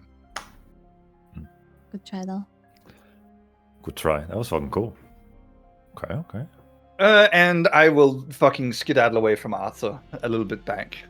Because this is just prime territory for both of us to get fucking nailed. All right. Ophelia, you're up. As I walk out of my tent and turn around and see this creature, I'll just like scream and transform into my dread form, looking all creepy again. And for my action, I will just cast Mage Armor on myself. All right. You have mage armor. Well, we already discussed about mage armor. Yeah, that's true. I just wasn't sure since I was asleep if it was still active. You haven't slept for 8 hours yet, so it will still be Oh. active from before you went to bed. Okay. Awesome. In that case, We are still working off the resources from yesterday or the day before. Yeah. Then I shall cast an Eldritch Blast. All Hopefully. right. Go ahead and make an attack roll. We'll see what happens. 7. That unfortunately misses. Fair enough. The Eldritch Yeah, Blast that's- fires through the creature but finds no physical form to latch onto. Oh, I forgot to movement? roll for temporary hit points. You can just go ahead and do that. So that's 2 Mm. plus 3, because it's also plus my warlock level. All right. I guess I will take a little bit of distance. Yeah. All right. Mr. Gregorevich, you're up. Alright. Not wearing my armor, which is a bit of a problem. A little bit low on the AC. Because I'm not going to sleep in that, I think. Makes no sense. I will cast a spell. All right. Which is going to be... I will just start with a quick cantrip. Sacred Flame. All right. Go ahead and roll some. This is a It's dex a save. dex for me. save. That's a 24. Okay. That succeeds. And then I'm going to move a little bit more in the middle here. So I can see like where everyone is. Pull out my shield and my mace and just wait for the bird to start doing this. Yes. All right. Mr. Arthur, you're up. No, wait, it's the... I forgot to move around. It's the Harrier's turn. The Harrier... Nope. Nope! Hey, Dorian. Yo, it's Yeah. cool. The Mist Harrier is going to use a multi-attack on you. He's Oh, going to fucking first... go. Trying to grab you with his misty claws. That's a 24 to hit. What the hell? Yeah, that's shitting. What the fuck? Jesus. You want That's us dead at tense. this point. 10 points of slashing damage as it latches onto you.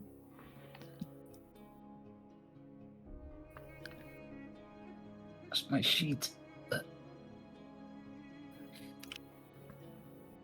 The good news is, since you are now grappled from the attack, it is not going to go through with his multi-attack. Instead, it's going to move 30 God. feet towards... It's going to land itself between two potential preys with Dorian in tow. Ah!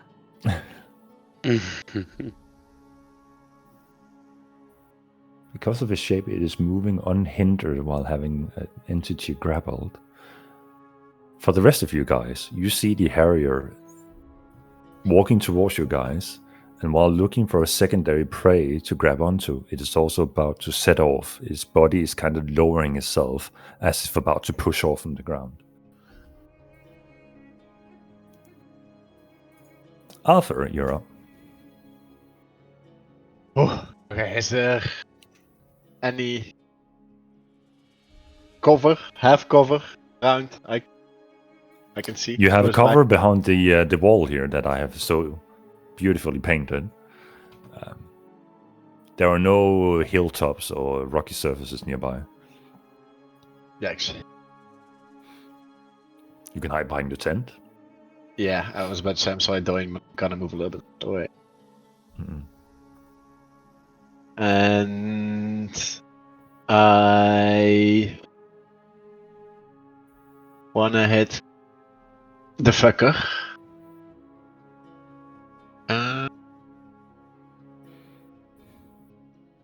With hex, actually. Yeah, let me hex him. All right.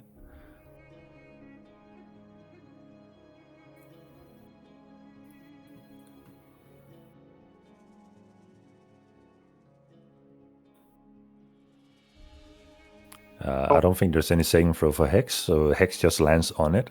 And now whenever you hit it, you will deal additional Hex damage. Oh, and you have a disadvantage on...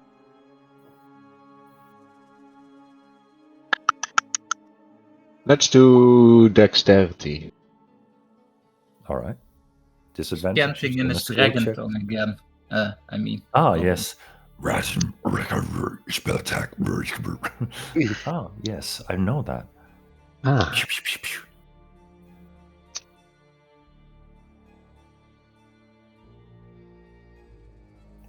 What are you guys clicking on?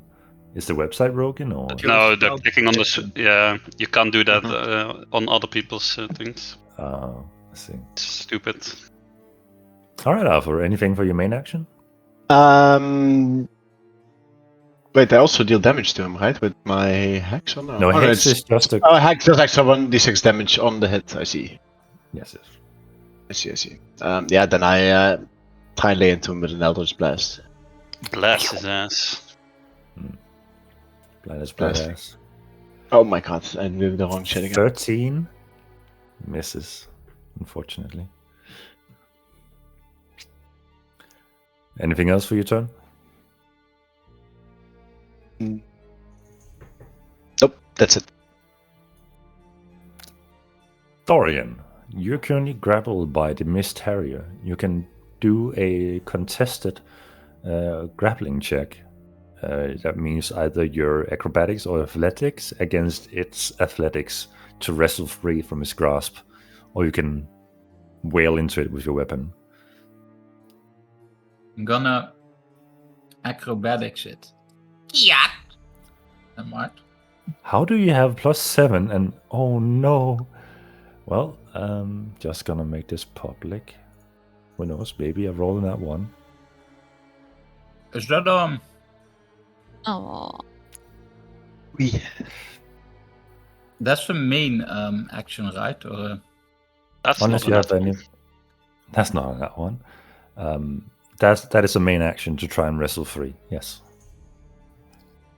I mean, I would like to chuck my health pot, but I'm not sure how that would You be absolutely can. possible in the situation I'm in. You absolutely can. It's a bonus action, so that means it's a very quick action to consume. I mean, you still have your arms free, but it's just locked around your torso. 4 plus 2. 8. Okay. Okay, good health, good health.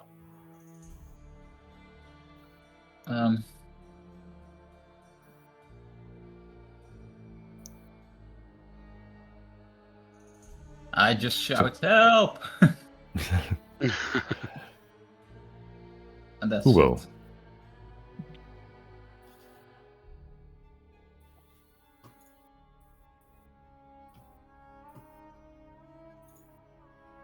Thinking.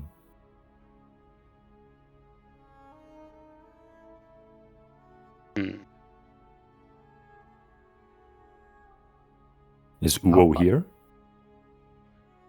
Oh, Hello? I had I guess definitely not. unmuted the microphone. Oh, okay. no. Yeah. Hi. Uh, Hi. Welcome. No, I was just sort of thinking and making thinking noises, but I said I was going to fairy fire it. All right. You cast Fairy Fire. Doesn't it affect allies as well, or do you choose who is affected? Concentration spell. And it is a 10-foot cube, so I can just aim it back here. That you can. All right. So that is a dex saving throw once more. It has disadvantage from the hex, right? No. No, It's just an ability that- check. Yeah, that's for skills only. Oh. Well, maybe I should reconsider my actions here. I mean, you certainly can. I don't want you to make an action based on a misconception. No, we're gonna do that anyways. All right. I rolled an 18 to save. Yeah, it saves. Fucked up. This is not a fight that I really have much to do against, so... How about you deck it? That's Fairy Fire as an action. I know. How about you just one shot it? Yes? Hmm.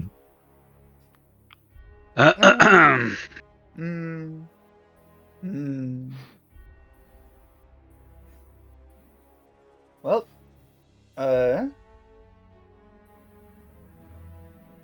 I think I'm saving my last bardic inspiration for now. All right. Anything for movement? Thanks, man. Moving away from Ophelia so we don't get nailed together.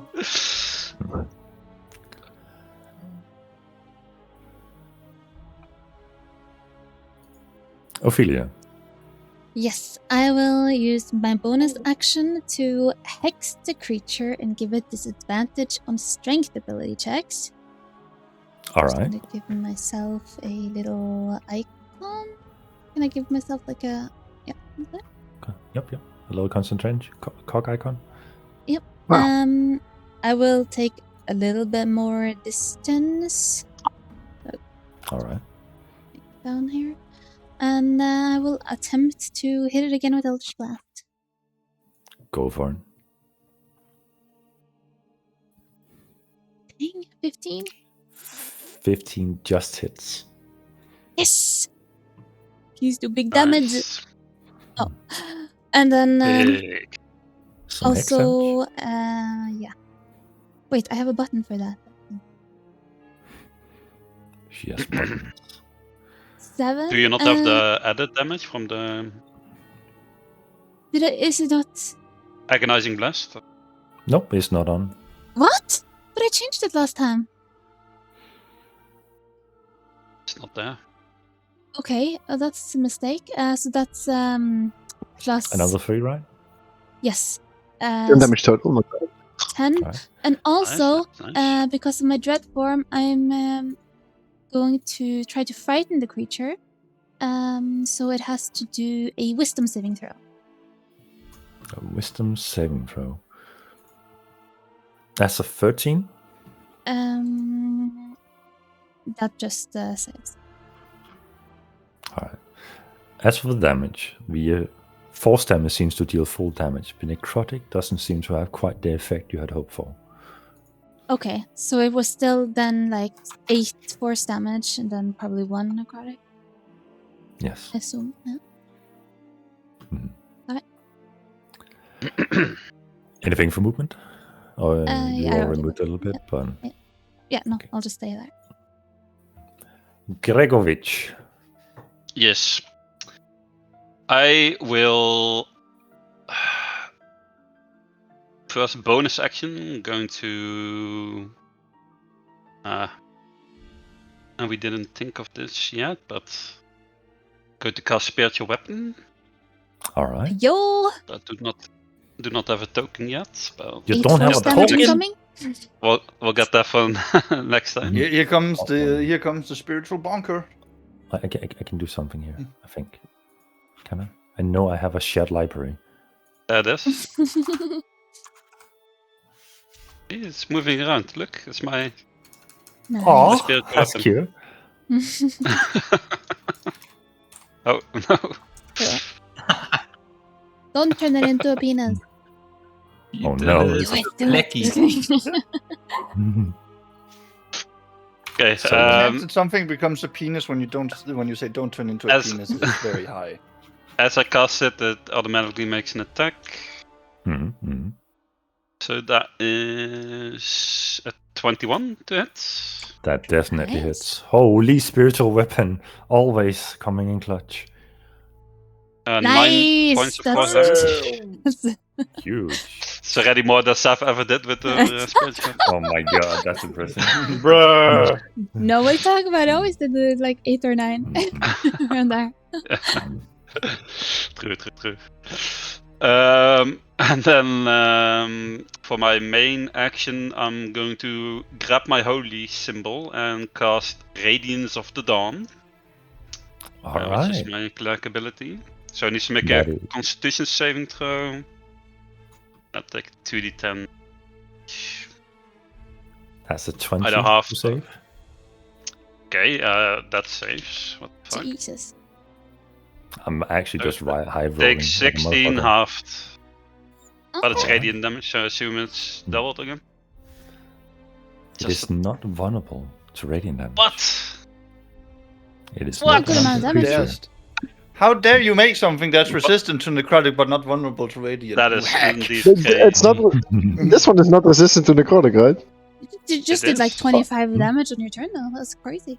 No, it isn't resistant to. Otherwise, It is resistant to necrotic damage. then why did Safi do 10 damage still? Because the hex Because, is uh, Oh, necrotic. it just shows the number. Eldritch damage is still false. It's not necrotic. It was just But a the hex But the- 2 points of damage. But the hex damage is necrotic. I also stated that it was resistant to it and took less damage. So the hex damage was Oh, half. I missed that. Sorry. I see. I missed that. Yeah. It's always good to call things out if you're in doubt. No worries. Oh, yes, I know. Am I in melee with it? It's hard to tell now. You are in melee with it, yes. Hmm. Well, that sucks. The Mist Harrier's turn is up. It is going to make a melee attack on you, Gregor. Godspeed. What? Warding flare. That's a Disadvantage. 12 that you gave disadvantage to an 11. That's very good. Mm, Wait, it to an misses you. 11? Mhm. I rolled a 12 and an 11 on that attack roll. Yeah, but meets is beat, right, with AC. Your AC is 11? It is, yeah. He doesn't have his armor. Oh no. Don't have my armor on. Gregor, you are grappled in his other claw. Oh. Oh, no. Well, shit. The Mist Harrier expands its wings and takes off from the ground. And because of the anomaly that is currently in effect, Oh, no. his movement is doubled. Oh my god. No ways. Gregor, GG. No V. Dorian, what does Ophelia and Uvo and Arthur see as this Harrier takes off with you? Stabbing him with the pointy end, trying. Desperately Yes. tearing into it, poking, jabbing. Absolute Great. horror in my eyes. I Gregor, just shout, tell my wife I love her. the Harrier sets off, and with a movement speed that is doubled from the anomaly that's happening, flies off, and almost with an instant disappears in the mist What? that is looming just No 10 meters way. above, How far can it fly? Dorian and Gregor in tow. His normal movement speed is 50 flight, doubled to 100 Oh my feet. god. Disappears. From Dorian's and Gregor's perspective, the moment the mist hits your lungs of the dense cloud above, life force is sucked out of you in an instant. For you not knowing what this creature is going to do with your bodies. Probably for the better. It dropped the last guy, right? Gregor, in your final moments, what crosses your mind? I'm just thinking about my life, how I failed to come back. Broke my Dorian, promise to her. what goes across your mind as your last conversation with Uwu was about sharing happy tales about writing songs and the inspiration you sought in the way he detailed his passion of creating music? I'm just mad and disappointed that I couldn't challenge Garuk one more time, and I wasn't ready. Life is sucked from you, and Ophelia, Arthur, and Uvo, you see your newfound companions disappear into the mist, only for a horrifying sound as two lifeless bodies land. I have a reaction. I would queue up Featherfall. You queue up Featherfall, and their bodies slowly tail to the ground before finding soft landing.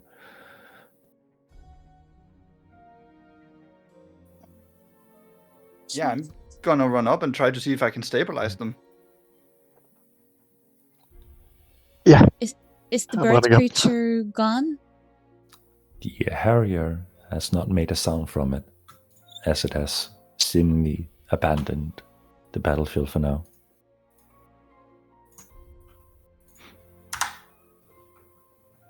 Dorian! Gregor!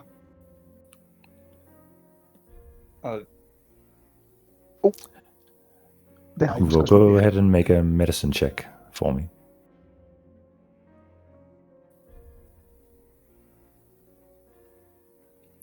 With the time you work with Brother Amon, helping, healing people in the medical ward, you easily recognize the moment that a soul has left a body.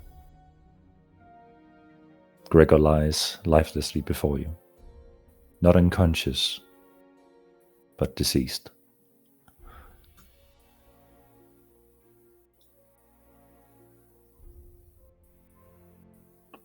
I mean, Uvo will start crying. Kneeling over his body.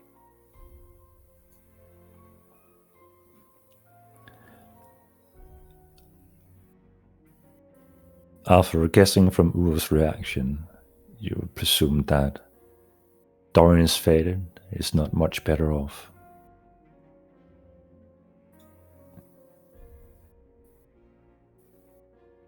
I kneel next to him.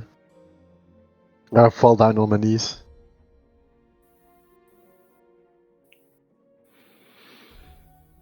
I just stare. A grief-stricken small kobold walks up to Arthur and says, Arthur, we have to talk. You knew silence was important. Your scream attracted it. But there was something in my... Scream. No, nightmares be damned. We cannot let ourselves grow careless like that. Scream out in fear and nightmare. I've turned This is out the from cost. my dread form to normal form. Is it too late to give them potions? It's gone. The church. We see it so much at the church. The final rites. You know when there's nothing left in there. And we know that the mist brings the dead back. have to destroy their bodies. Unless there's another way. But I do not see it. I tried to give Dorian a healing potion. You expend 1 healing potion and let it dribble into his mouth. The potion does not take hold.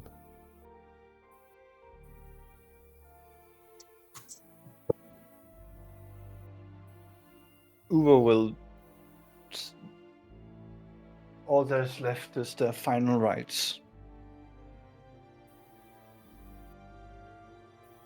As a member of the church in Aegis, I pronounce the death of Gregor and Dorian in the mist,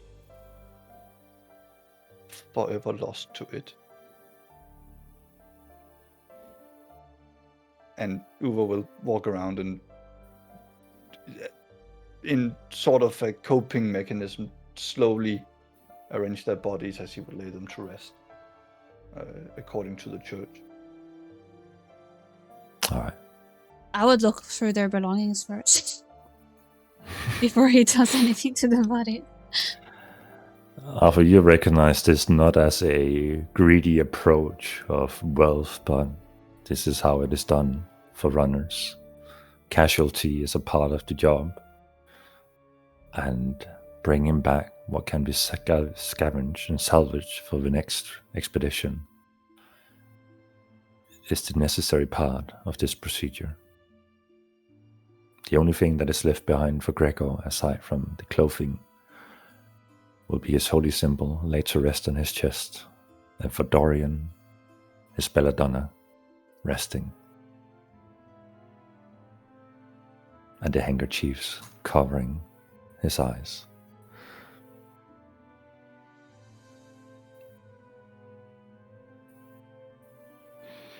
Silent falls upon the battlefield as the final rites are said, as Uwe has heard many times from Brother Valken,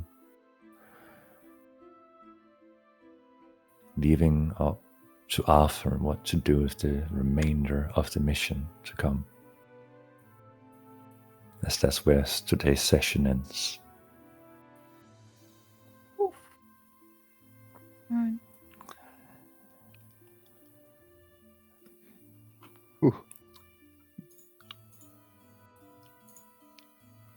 So, as for Dorian, or Rod rather, and for Opa, the DMs are open for character ideas or for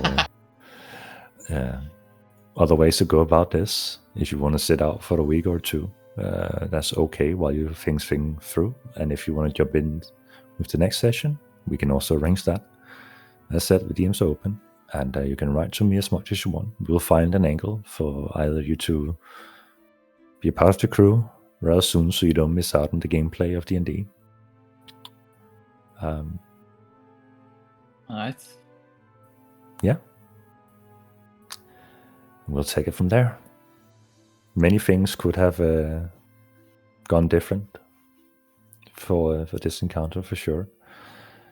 The rolls were not in your favor. And that's just how the game goes sometimes. That's how the dice roll. Oh, I feel so guilty. That's the game. That sucks. You guys can shout at each other in Hollandaise all you want. Damn. That sucks, guys. I'm so sorry you left the characters. It's so sad. If it is Come any good outside, news, guys. you Doing got the match creature. Standoff. Fists only. Okay. One health. Fisticuffs. Yeah. Yeah, I you got guess the I'm creature down to skipping. half health. So, I mean, the opportunity was there. I can't believe we lost I- two characters. I- That's crazy. I have to admit that the missed one-shotting was news to me. I was like, oh, well, it's going to do what it did to the other guy and, like, drain him of life. Drop him down from very big height to do the finishing blow, and, because player characters, they're going to have death saves. They had not. The mist is life-consuming. Very expensive Whatever- resin. It is why they never scaled the mountains to begin with when seeking shelter. They had to stay right below the mist, but high enough to survive another tidal wave. Teetering we the at edge least of see wetness. the sun while we crossed into the mist for one last time, or for the first time. The mist Even, is but too for a dense, small moment. too thick, and your life pool is too small to survive such a journey where you might see the other side of the mist. The attacks that grappled you landed you too low on health pool, and the mist is a high damage roll. There is no other way about it. Yeah. Alright. So I assume Opa will return as Gregor's wife, seeking vengeance, and Dorian will return as his own master, seeking vengeance for his own disciple. Or as the orc guy. Then As the angle. orc. I'm down for any suggestions, and if you want to make new original characters, I'm down for writing up entire new NPC relations and story. You guys just contact me, and then we'll figure something out. Yep. As for now, I'll think about it. Oh, yeah. Any final words from the players? Was rough. I'm sorry, boys. I'm trying really. Wait, but Ilk, I didn't get it. What did you do? Did you scream on purpose or what? No, not at all. I just jumped out of my tent when the creature started growling. Okay. But why are you I mean, blaming you had yourself you had then? the nightmare, right? Yes. Which made you scream, and then things sort of escalated from there. Unless that was a planned encounter to always happen. The encounter I was thought- not planned. I thought it Arthur was. could have engaged with the creature in any way, but he chose the fear route, so to say. So, I see. Well, I just felt guilty because I thought I yelled, and Uvo told me I yelled. So No, you woke up screaming from a nightmare. That made sense in character, so you shouldn't feel guilty about that. no, No, the character definitely should. I Uvo know, heard the I- scream, saw the bird fly in, and is now going to guilt trip the living shit out of Arthur. I killed my homies. Oh, didn't mean to. True. But tell them that. You didn't mean to. Damn. That was crazy. I'm so sorry, Opa and Rodrigo. That sucks. It's fine. Damn fucking thing saved all the shit I tried to throw at it. Wait, one question though, like OOC. Can't your familiar or the fucking creature you summoned, Emma, do like attacks, or is it just a helper or something? It can do attacks, but I have to forgo my own attack for it to attack. So it didn't have okay, anything that I wanted to. It was looking through its sheet, but it didn't feel that it had anything to contribute with it at this moment. It's not like a hunter pet or anything.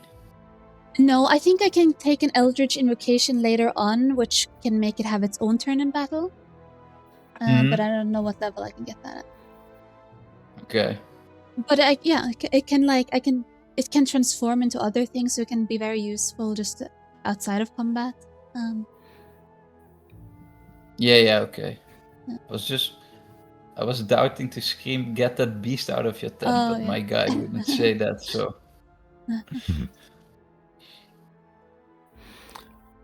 Alright, guys, with that said, thank you for this session, however thank you for sour it DMing. may be. And I'll see you guys in the DMs and sometime soon. Thank you, Alright. Assassin. Yes, sir. You guys Thank have a good you. one. Thank See you, ya. Session. Peace. Bye. Bye. Bye-bye. Bye.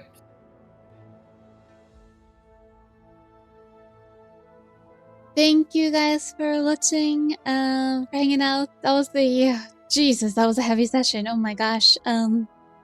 See you next week. Maybe we'll have a couple new characters joining us then. Have a good rest of your night. Bye bye.